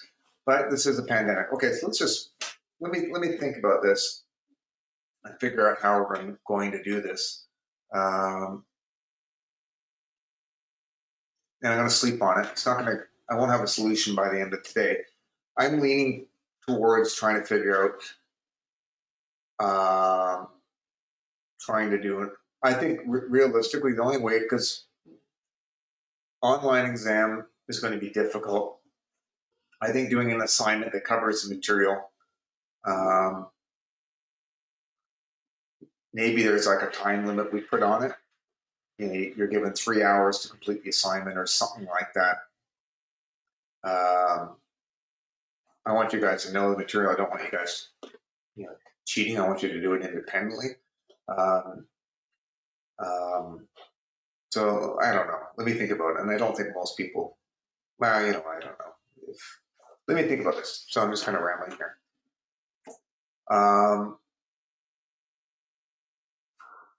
We'll figure this out. Okay, let's go back to what we were doing here. Oh, what was I doing here? So here's the formulation one. Here's a little exam review. It's good to watch anyways. I don't know how long it was. Oh, it's a couple of hours. It's a lot. I don't know what I was talking about for 2 hours. But I must have gone through, did a bunch of exam cases. That was an exam review I did for the students last term with them, and I just recorded it all. And so you guys can watch that. And I might end up, if I'm going to make an assignment, what I might end up doing is posting, just because I have a finite amount of time. We have jobs. I mean, I have another job and other responsibilities as well. So I can't spend 10 hours right now in the next week or so. I just don't have that time. So I've got to figure this out. So let's finish what we're doing anyways. Okay, hemorrhoids. These are pretty unpleasant. Speaking of pregnancy, they often appear during pregnancy and after delivering. What they basically are veins around the rectum and the anus that become swollen and gorged. They pop out because of the increased pressure in the abdomen that can result from pregnancy is a good one. So even healthy, normal women can develop hemorrhoids during pregnancy, and it's kind of unpleasant. If you're straining a lot with constipation or issues with diarrhea, those can both cause irritation and hemorrhoids. Low fiber diet because of constant straining and also being overweight can increase the risk as well. So it can feel like itchiness around the rectum. That itchiness can also be a result of pinworms, or people aren't wiping their bums properly. You can get an itchy bum just from stools irritating to the rectum as well if it's not good. If you have bright red blood on the toilet paper, then that's usually a sign that there's a hemorrhoid as well, okay? So in general, what we want to do is improve bowel function, stop the bleeding, soften the stool up. Cold compresses topically can help decrease some of the inflammation. And then using some kind of astringent herbs and vulnerary herbs can help heal it, okay? So using a sitz bath would be one strategy where you basically have a little pail that you fill up with water and you just plunk your rectum into it, okay? So astringent herbs would be things like oak, witch hazel, cranesbill, black tea. That you could even use a tea bag and just kind of soak it in water and just take the tea bag and apply it topically right to the rectum, okay? That would be an easy way to get things right on the area that you need. Vulnerary herbs help speed up the healing, decrease inflammation as well. And so calendula, aloe vera gel, There's a study I was looking at that was talking about using honey mixed with beeswax and applying it topically, and there's a good little research study showing the benefits of doing that. Also, chamomile topically could help. Taking a stool softener. So this is where you could be doing excess olive oil. Actually, the one study was the olive oil mixed with beeswax mixed with honey applied topically. But if you increase the amount of oil in your diet, it'll also help to soften the stool as well. Okay, and then bulk laxatives you got to watch, because if you take too much fiber, it can bulk up the stool a lot. Where a little bit's going to be useful to help to make it softer, but if you overdo it and you bulk it up too much, then that stretching of the anus could cause pain and discomfort. So it's sort of that little balance there. Like some fiber is good, but if you overdo it, it could end up making things worse.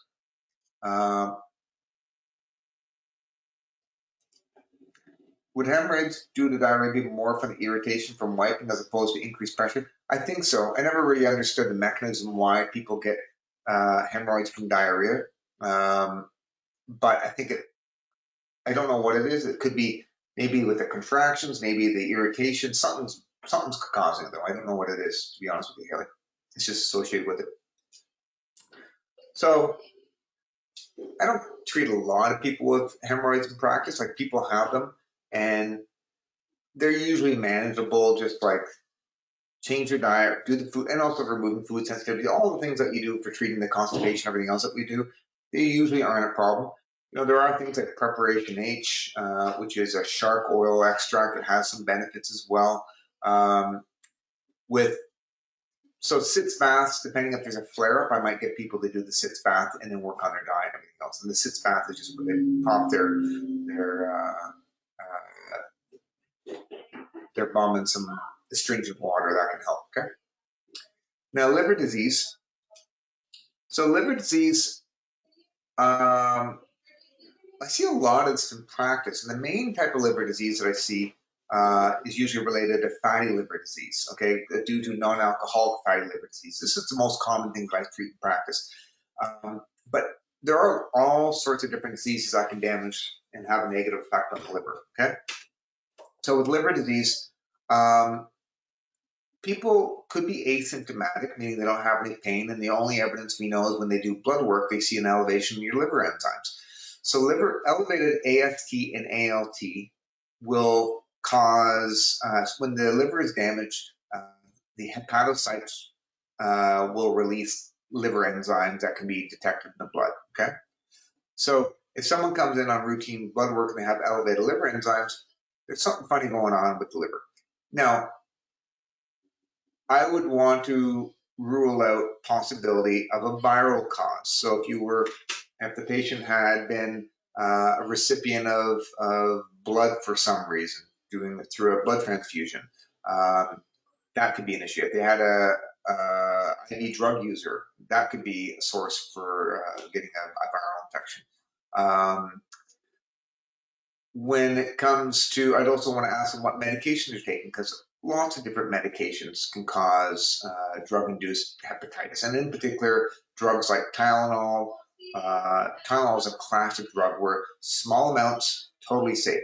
If you exceed the recommended dose of Tylenol, you could cause liver damage and also liver failure. Just so you know, Tylenol is the #1 cause of liver transplants in North America. It's extremely safe, but then it becomes very, very dangerous, and you'll hear about that during the safety lecture. So, drug causes and alcohol, infection, and then non-alcoholic fatty liver disease is basically very loud in the other room there. I don't know why she's shouting so much. Is very loud, very much a result of diet and lifestyle choices. Okay, so people may have a predisposition to it, but basically, eating too much sugars, in particular fructose and other carbohydrates and unhealthy fats, can cause fatty liver disease, okay, non-alcoholic fatty liver disease. So you always want to treat the underlying cause of the condition. You want to support liver detox, okay, increase bile production and bile release, and also protect the liver. So different herbs that I might want to use are hepatic herbs and hepatoprotective herbs, digestive bitters, cholagogues, choleretics, and antivirals if indicated.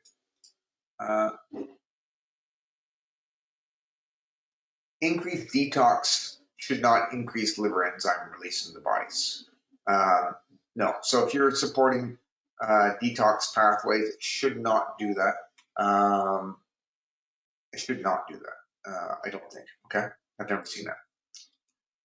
So to start off with non-alcoholic fatty liver disease, as I mentioned, liver inflammation associated with liver enzymes. Okay, they may get pain in the upper right quadrant up in here. May also sometimes get a little bit of nausea. Ultrasound may reveal a little bit of liver fibrosis, and also with fat kind of marbled the liver.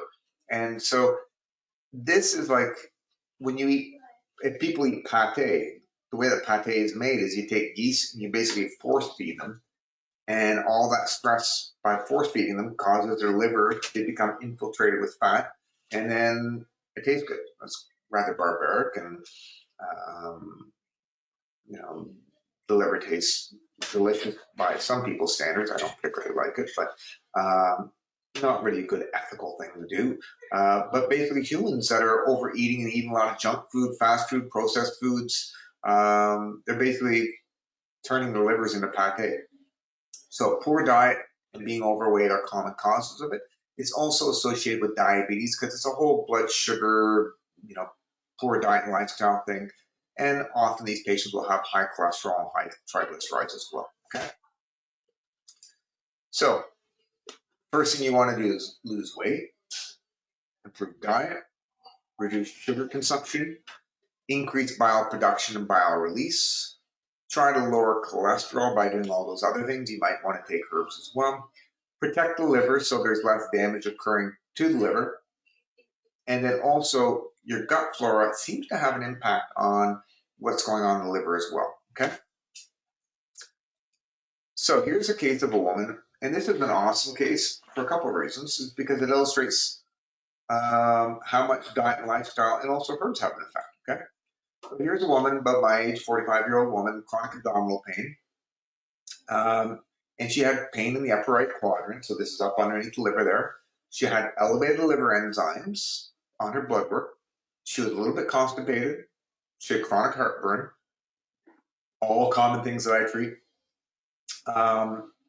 And so her assessment was she had this non-alcoholic fatty liver disease. She had food sensitivities, a little bit of reflux going on, IBS-C, so constipation predominant, and then just a sluggish digestive tract. So what did we do? Removed her food sensitivities, which is going to decrease inflammation in the body in general. Got her to lose some weight, which is often food sensitivities affect weight loss as well. Recommended probiotic, gave her a little magnesium to take before bed to help with the bowels. And eventually I gave her a tincture with some herbs in, okay? And as an aside, here's a study that was talking about the benefits of milk thistle for people with fatty liver disease, okay? So when she came in, she weighed 200 pounds. I started her on a diet in December. Oh, shoot, my timeline's all messed up at the bottom.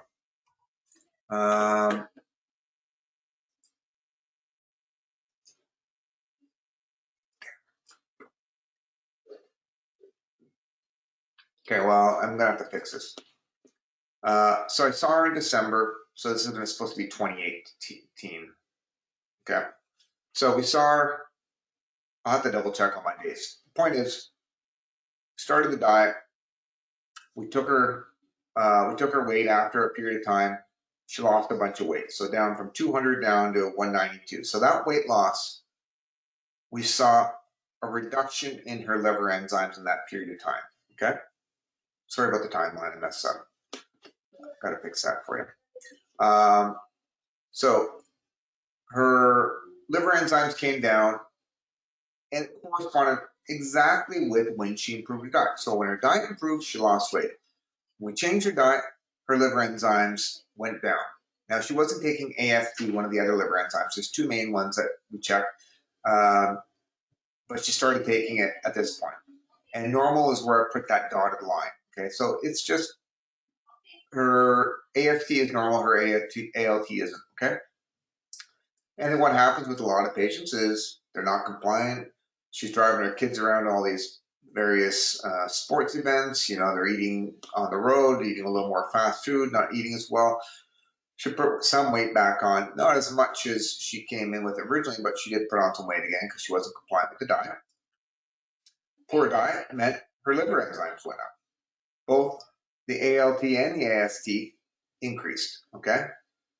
And then what I ended up doing is I gave her a herbal tincture and got her back on the diet again. And we saw a dramatic reduction in her weight. She really, I gave her a good, when she saw those bad lab results, it really made her, change her diet. She was compliant for a bit. So she got really good for a little while. And watch, her liver enzymes drop back down significantly. So that's really good, okay? So diet, again, when she was good on her diet, liver enzymes went back down to the same level, which is good. Now what happened here is she had a poor diet again, but she was still taking the herbs, and her liver enzymes continue to go down.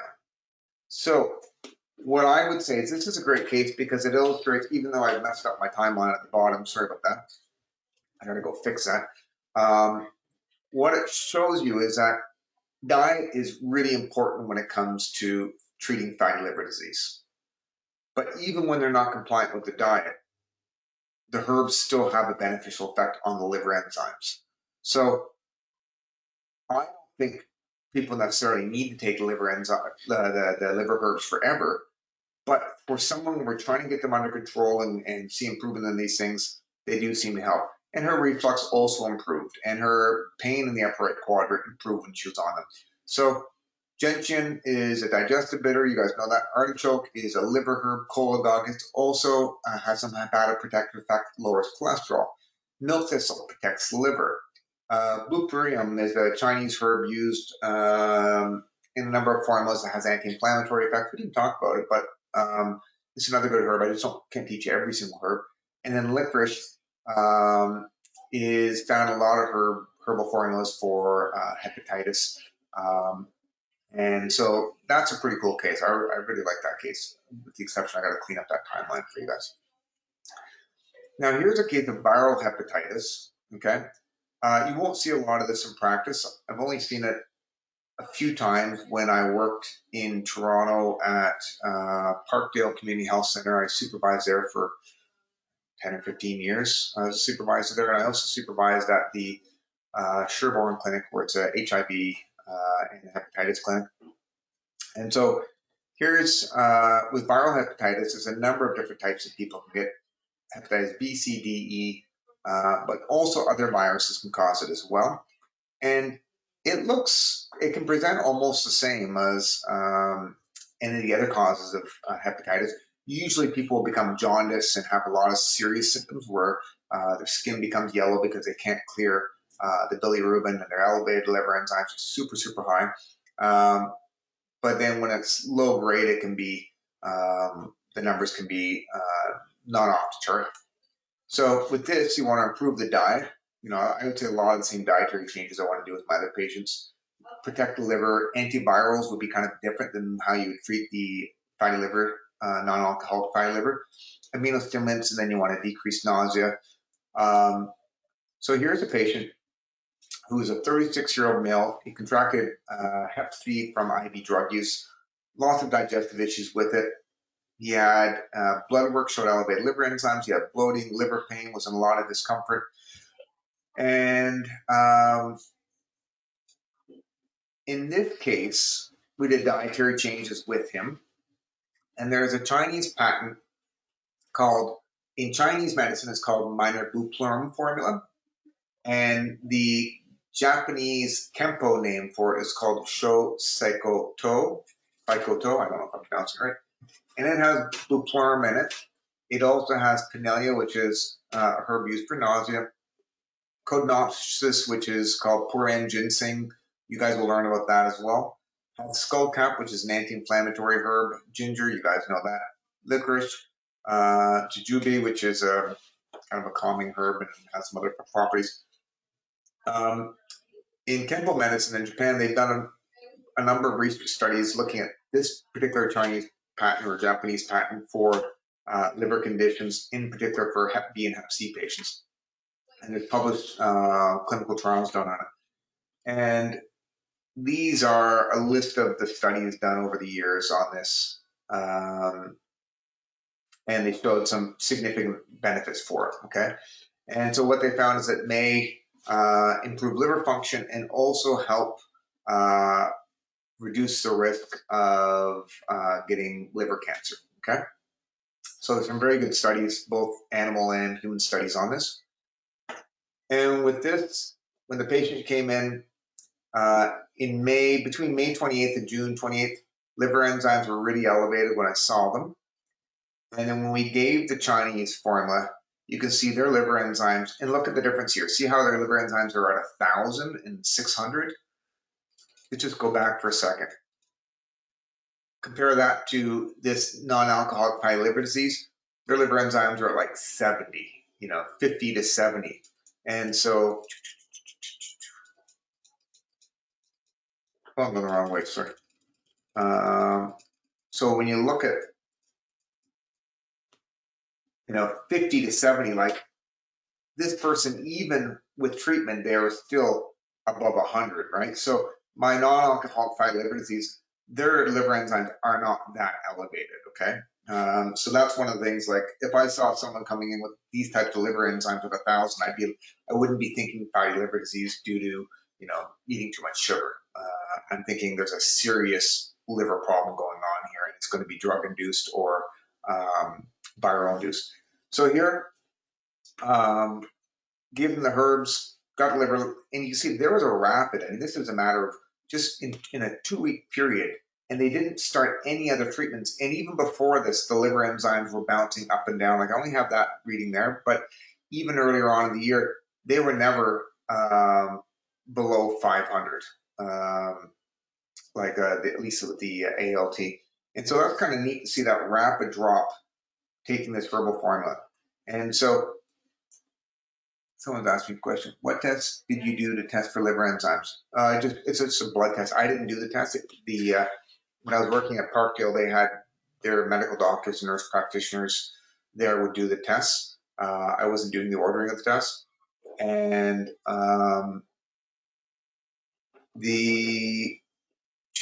what was I going to say?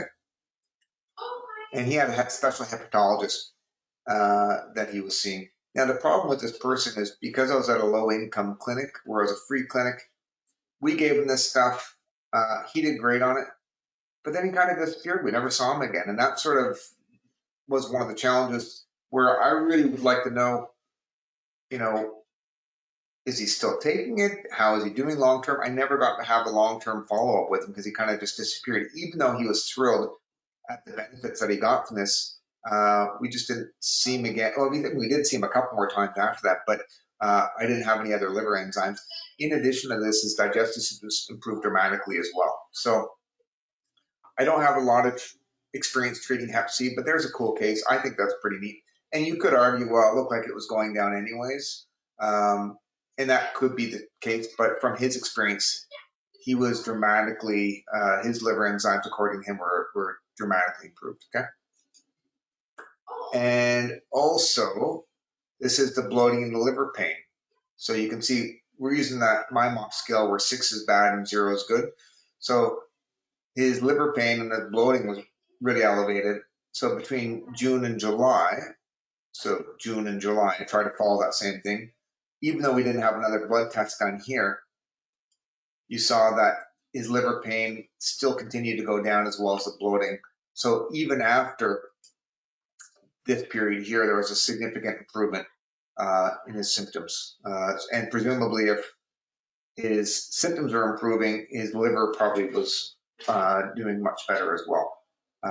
So I don't think it's going to cure him. And it's not like a magic cure for hepatitis C, but it's a good candidate. Now, just as an aside, you'll see in the safety section when you read that,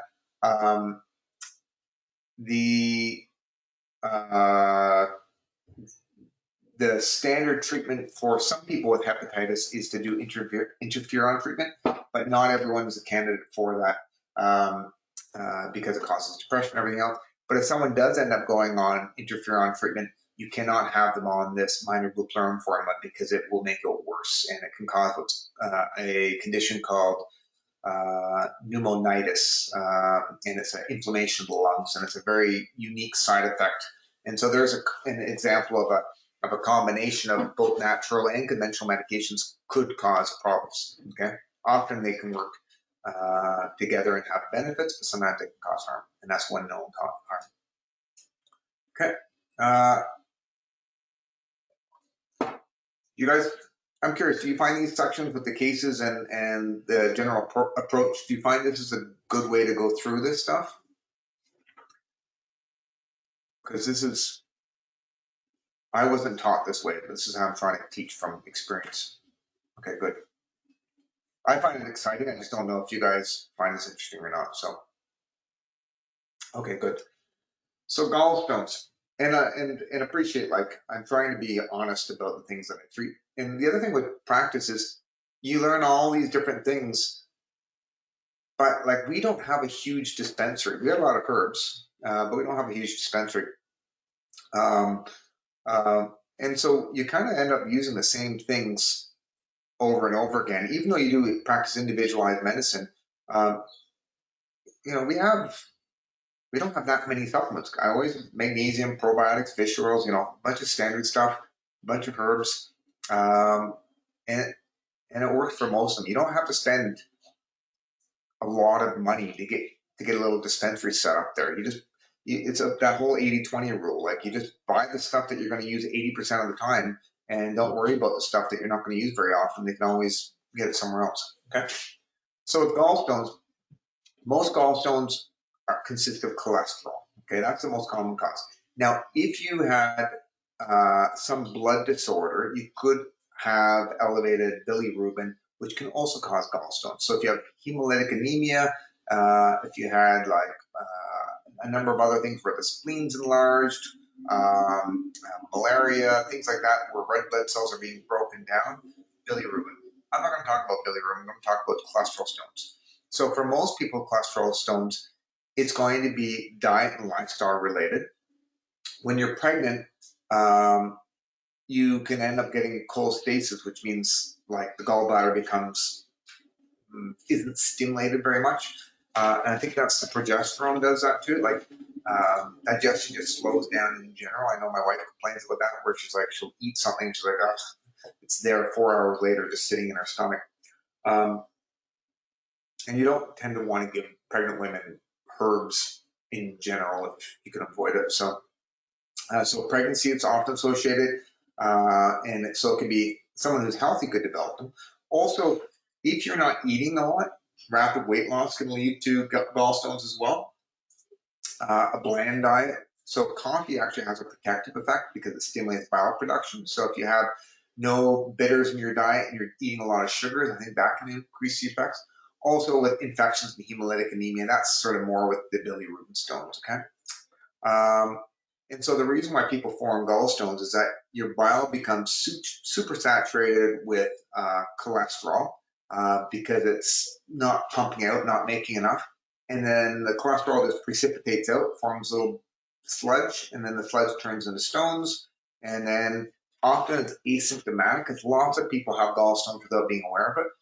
But some people start getting irritation in the gallbladder, or if a stone gets stuck or tries to go through the common bile duct, it can cause severe cramping and stabbing pain. And it can even refer into the shoulders and into the back a bit as well, okay? So this is what an ultrasound looks like. This is one of my patients brought this in. Usually you get an ultrasound report where the doctor will say, you know, these would look like, you can see these little guys up here, if I go with these little red dots, that's 3 gallstones there, roughly about 1 centimeter in size. So, you know, it's pretty difficult to measure these. So if anyone's, you know, you're trying to figure out how big they are, this is what they're looking at. They're taking a picture and they're trying to make an estimate of how large they would be. And so those would be roughly 1 to 1.1 centimeters in size is what I would deduce from looking at that. You know, and I'm not a, what do you call those people? a radiologist, okay? So what do we do for gallstones? We increase bile, okay? Stimulate the gallbladder so it's pumping out more bile. You might even supplement with bile. We know that if you take more bile, what bile is? It's soap. So if you take more bile orally, you can actually dissolve gallstones. So you either get your body to make more bile, which is what I usually do, or you supplement with bile. And I tend to supplement with bile more in patients who've had their gallbladders removed. Okay, I do think it's beneficial in those cases. The reason why medical doctors don't give bile, even though the research shows it works, is because once they start giving the bile, the gallstones come back. And why is that? They haven't addressed the underlying cause of the problem, which is the diet and lifestyle thing. Okay. Food sensitivities, I believe, contribute as well. I have no research, nothing to back this up, other than the fact that I know certain food sensitivity slows down the digestive tract. So if people are eating, they're sensitive to eggs or dairy, often causes food to sit in the stomach, makes them feel heavy, causes reflux. And so often I suspect that if digestion is sluggish in general, you're going to have heaviness, bloating, reflux, heartburn, because food's not descending. It's either sitting, and in case of reflux, it kind of now can bubble up a bit. And so I suspect if you're getting reflux like GERD, you're probably getting, it's probably kind of related to getting gallstones as well. And also with constipation. So often people with gallstones will have sluggish bowels, they'll have the gallstone, to make it occasional reflux. It's not a chronic thing necessarily. And so in addition to avoiding sugars and eating healthier, I might be looking at removing food intolerances as well, okay? So improve the diet. Omega-3s appear to have some beneficial effect. I don't think it's the cause, but it's something that I might give as a supplement or offer that as an option. I think herbs are number one, but giving some omega-3 is not a bad idea, especially if they had elevated triglycerides and other inflammatory things going on. And actually, I often will recommend vitamin C because there's research that shows it may be beneficial as well, and it's inexpensive. And I tell them you can buy this anywhere. Number one is the herb. Number one is the diet. Number two is the herbs. I might get them to do a blood test if they want it, if they have other digestive issues going on. Improving the diet, and then the omega-3 fish oils. I don't always do those. It all depends on the person's budget. Okay, it's not my choice. You can just do supplement with bile or get the herbs, and that'll work though. Okay. So what herbs do we want to use, or what actions? Antilytic, cholagogue, chlorhydric inhibitors. There's a whole bunch of different ones you can use. If they're getting cramping pain, you use antispasmodics. So I don't always include greater chilandine in my formulas because if they're not getting cramping pains, I don't give it. Greater chilandine has been associated with case reports of drug-induced hepatitis. So it works great as an antispasmodic, but you got to use it with some caution.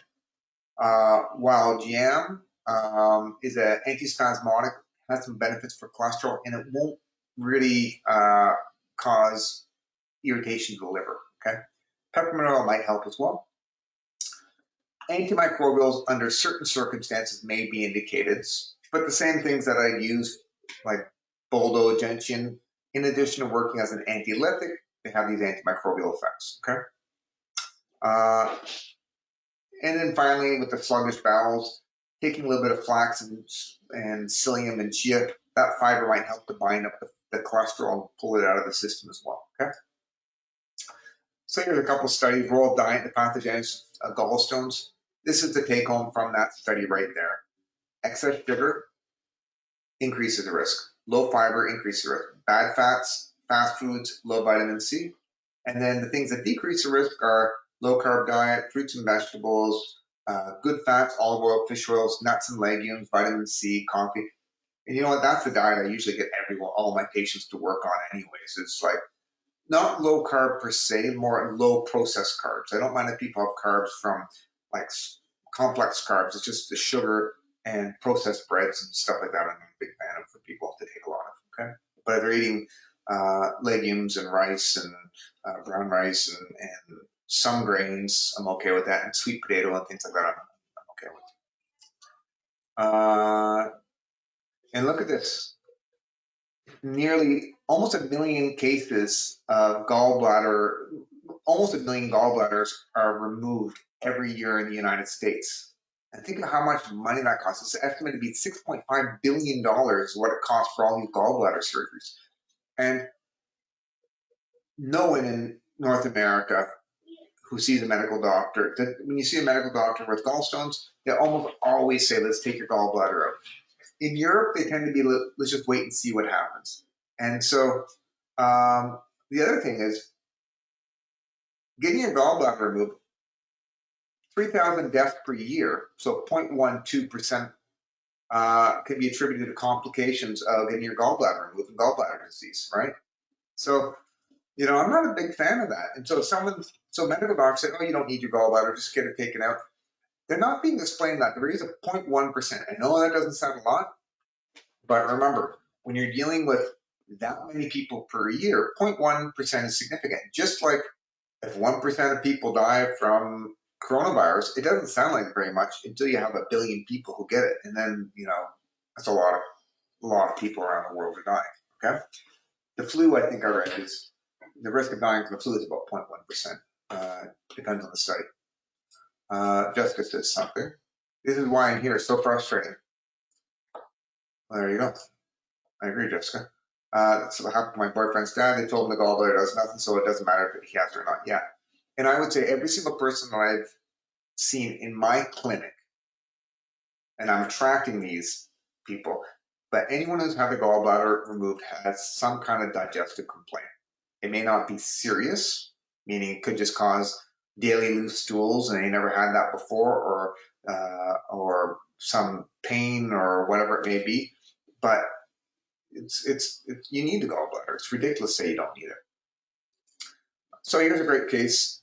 Now, for me in practice, I find it's really hard to get my hands on before and after ultrasounds for gallstones. I've treated dozens of people with gallstones, maybe hundreds even. But it's rare where I can get these actual before and after cases. And so here's a great one. This is one of the first cases I ever saw. I ended up doing a little poster presentation of research thing. It's just a beautiful little demonstration. This 18-year-old girl had gallstones, okay? And younger people are getting gallstones. So they had gallbladder pain, upper right quadrant, cramping, stabbing pain, worse with fatty foods. That's your classic biliary colic is what they call it. Colic in the bile and the gallbladder. She had gallstones diagnosed at 14 years old. Now, she was a Tibetan refugee living in Toronto, and she had a couple ultrasounds done before coming to see me. She ate awful. She was a vegetarian, which is usually protective, but she ate like donuts and, triple Tim Hortons coffees and stuff like that. So not a healthy diet. She had sluggish bowels. I think she had food sensitivities from all the cream and milk in her coffee as well. Bloating, fatigue, because she was iron deficient. She was just an unhealthy vegetarian. Lovely family though. And her parents didn't want her to get gallbladder surgery done. And it is possible that in South Asia, there is a higher risk of getting infectious cholecystitis, which means cholecystitis, which means infection of the gallbladder that can end up leading to gallstones. So she may have, no one ever will know because they never actually told me if it was, we don't know if it was cholesterol or bilirubin or mixed stones. Usually it's a mixture of both. I suspect it could have been a mixture or could have been cholesterol stones, but she didn't have any other underlying condition that we're aware of other than the fact that she was low in iron. So we changed her diet, improved fiber, probiotics, gave her some lecithin, gave her an iron supplement, made her feel better. Symptoms went down, but we did not see any change in the gallstones, okay? So the first 2 ultrasounds were before I saw her. I started seeing her end of 2004, and we changed her diet and gave her some things. And the gallstones did not change significantly in a period of a few months. And we ended up giving her herbs. Now the reason why we didn't get into her earlier was because this is a free clinic in Toronto, one of the ones that at Parkdale. And at this point, we actually got a budget for compounding herbs and giving it to our patients for free. So that was a nice option for us. We actually had money to give herbs. So we gave her free herbs basically for about 8 months or so. And she didn't take it religiously every single day. She maybe took it 3 to 6 times a week, 1 to 3 times a day. You know, she's a teenager, wasn't most compliant, but she did pretty good. And about a year and a bit later, we did another ultrasound, and you can see gallstones all gone. Okay, and I've seen, and the symptoms were gone. Now, that was a long time ago. I'm curious if we did another ultrasound now, whether or not the gallstones would have come back or not. People move around, they come for a while, you lose them. So regardless, this is very good evidence. 3 ultrasounds showing gallstones, gave herbs, no more gallstones after that. Isn't that cool? I think that's cool. I'm sure, who's the, anyone here ever worked? Anyway, I think this is pretty cool. Now, that's my only case where I have the before and after ultrasounds, even though I've treated dozens of people. So if you ever get your hands on a case and you do the before and after, email it to me because I love it, because eventually I want to do a case series with these. But here's a bunch of other ones where I have the symptoms improved, presumably the ultrasounds have. But like I said, it's in order for me to get those ultrasounds, it's tricky. So here's another person came in, 50-year-old male, digestive complaints, had gallstones, had gallbladder attacks, also had heartburn, had psoriasis, had elevated cholesterol, triglycerides, a whole bunch of things going on. So we did the red flag foods, improved his diet, gave him a healthy breakfast. So far, it's like what I do with every patient. And you know what? And I don't mind. Remove the red flag foods, healthy breakfast on every patient. And I always know what I'm doing on my first visit, okay? And sometimes I change it up, but that's often what I do. Sorry guys, I'm gonna keep going a little bit here. And then also gave him vitamin C, gave him that option because it's cheap. So I said, yeah, sure, I'll take that. Gave him the herbs. So gentian, digestive bitter, artichoke, which lowers cholesterol as well. Wild yam lowers cholesterol as well. I don't know why I give him barberry and wormwood. I don't usually do that. I give him that. The barberry is a digestive bitter. Wormwood, I may have done that because I didn't have something in the clinic that I wanted to do. I've done this before. This case above here had barberry in the formula. I've moved away from using barberry sometimes. And then I also gave wormwood because it's an antispasmodic and it's specifically for biliary colic with that. It's awful. So if they're not getting biliary colic, I don't usually give wormwood or chelidonium, but in this case I did. And check this out. So this is how many episodes he was having. Was it per month? Yeah, per month. So this would be basically 10 episodes in the past month with having the gallstones, and then heartburn every single day before treatment, and then after treatment only had 1 episode that was aggravated from eating potato chips, and his heartburn totally resolved. Okay, so I don't have the before and after ultrasound. I'm still seeing this guy. This is just October 2019. So I'm hoping at some point I get another ultrasound from him after treatment. But the earliest I'm going to have is 6 months. Is that I expect to see that. Here's another guy, 25-year-old male. He had diagnosed with gastroparesis. Gastroparesis just basically means delayed emptying of the stomach. That can be due to diabetes. It can be due to neurological issues. Most of the patients that I see with gastroparesis is a result of food sensitivities. And I give them red flag foods, digestive bitters, and it improves. He also had reflux, gallbladder, sludge. He didn't have stones, he just had sludge. He had IBS symptoms and indigestion, okay? So lots of issues with his gallbladder going on. Daily pain, started 3 to 4 years ago. He'd have really bad flare-ups at certain times where it'd go up really high, like little episodes. It'd get up to like a 7 out of 10. Constant heartburn, constant burping, lots of IBS issues going on, weird stuff going on there. So Food sensitivities, obviously, indigestion or dyspepsia, sluggish digestion, low stomach acid, gastroparesis, all going together. So what am I going to give them? Digestive bitters. Gallbladder sludge, so I'm going to give them digestive bitters and cold, which are cold dogs, diuretics, and antieleptic. Biliary colic, so I may give them an antispasmodic herb in there as well. And then the IBS-D. So, red flag foods, I did the blood test on him, gave him gentian on the first visit, chamomile and peppermint tea to drink as well for the bloating and digestive issues. Gave him a healthy breakfast. And you can see, just from that first visit, dramatic improvement in the symptoms.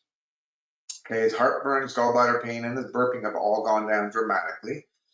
The IgG food sensitivity test showed he had a whole bunch of food sensitivities, so I had to change more of his diet. And like he was very reactive to things. So we saw an even better improvement by removing it, but it's hard for him to be totally strict, totally 100% perfect. Burping went down, his heartburn almost resolved, his gallbladder pain did totally resolve. And then he was actually from London, Ontario, so we had a couple of visits, and then he's way down in London, so he was driving up all the way from London to see me because a friend of his had a gallbladder issue that I helped him with. And he was kind of off a little bit. He admitted, like, I haven't been good, not taking the herbs, off the diet, but he was still doing better than he was. I got to see him again. So he's back doing what I told him to do, and he got the herbs again. And I emailed him recently just to check in and see how he's doing. He's doing better than here. Not, up and down through here because he finds the diet's hard to follow because it's easier to eat sandwiches and various things than it is to have quinoa and sweet potatoes. But at least we've identified it and we've seen a dramatic improvement. Now, I don't know if over time with that sludge, we may have cleared the sludge just with the bitter herbs. And the herbs that I gave him was wormwood, gentian, wild yam, artichoke, and ginger. And that's for the nausea and the cramping and the gallstones and everything else. Okay. One last case. Here's a 51-year-old male, digestive issues. Took a proton pump inhibitor and didn't help. This is female, not male.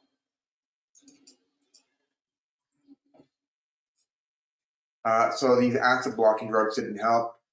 Stomach was always tight, full of food. She was diagnosed with gastroparesis, and her doctor says she couldn't eat all these things and would never feel better again. Constipated, burping. She also had gallstones. So kind of like the previous case. And what do? Remove the red flag foods, healthy breakfast, gentian, probiotic, magnesium. Did the IgG test. Supplement with bile as well. Digestive enzymes as well.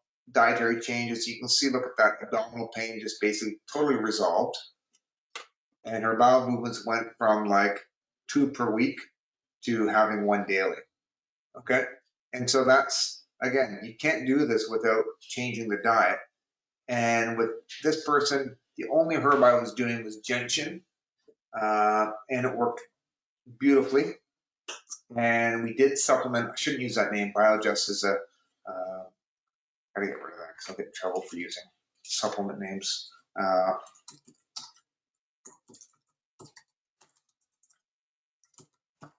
Bile supplement, which I wouldn't normally do, but because her symptoms were so significant, it helped.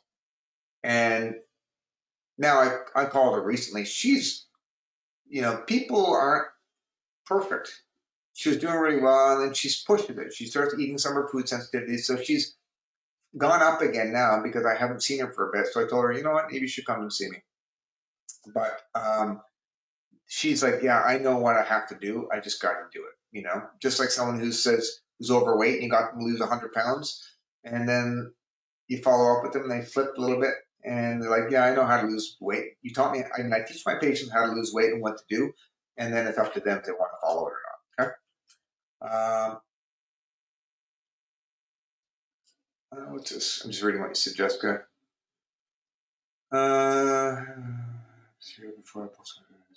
Yeah. Okay. So, do you guys have any questions here? went over a little bit. Sorry about that.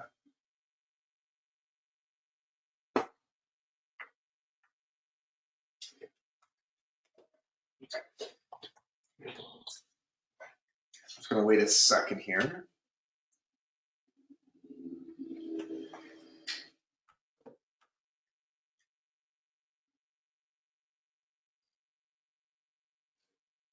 So what I might be leaning towards doing is figuring out some kind of cases to have as a final exam. And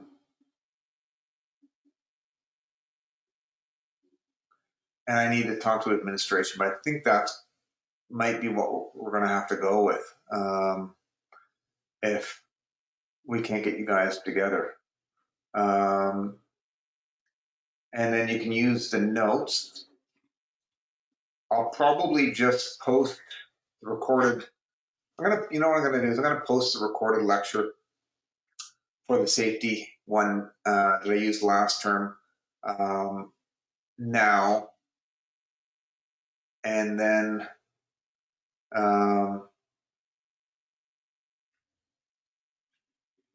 I'll give you a little update there. I have a bunch of exam questions that I posted. You guys can look through those as well. But I got to figure out what I'm doing. So there's lots of uncertainty right now. I'm going to post on what's going on right away. You guys would probably prefer, I think, most of you prefer the assignment at this point in time. I think that's what logistically that's what's going to have to happen. Okay. Any other questions?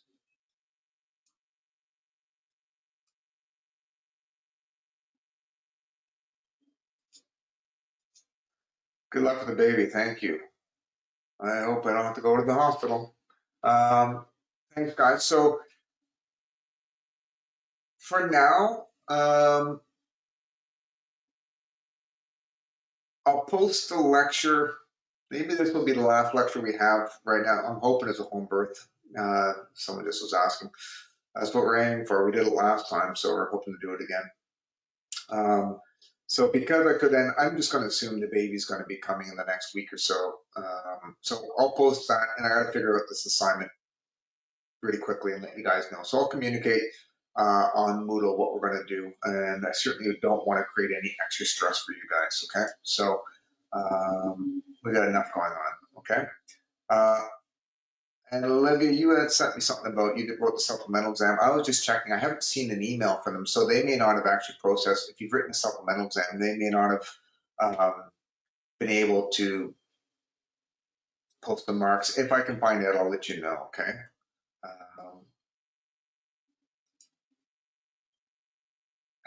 Jessica had an accidental home birth. Good for you. Good for you. Okay. So guys, I'll be in touch.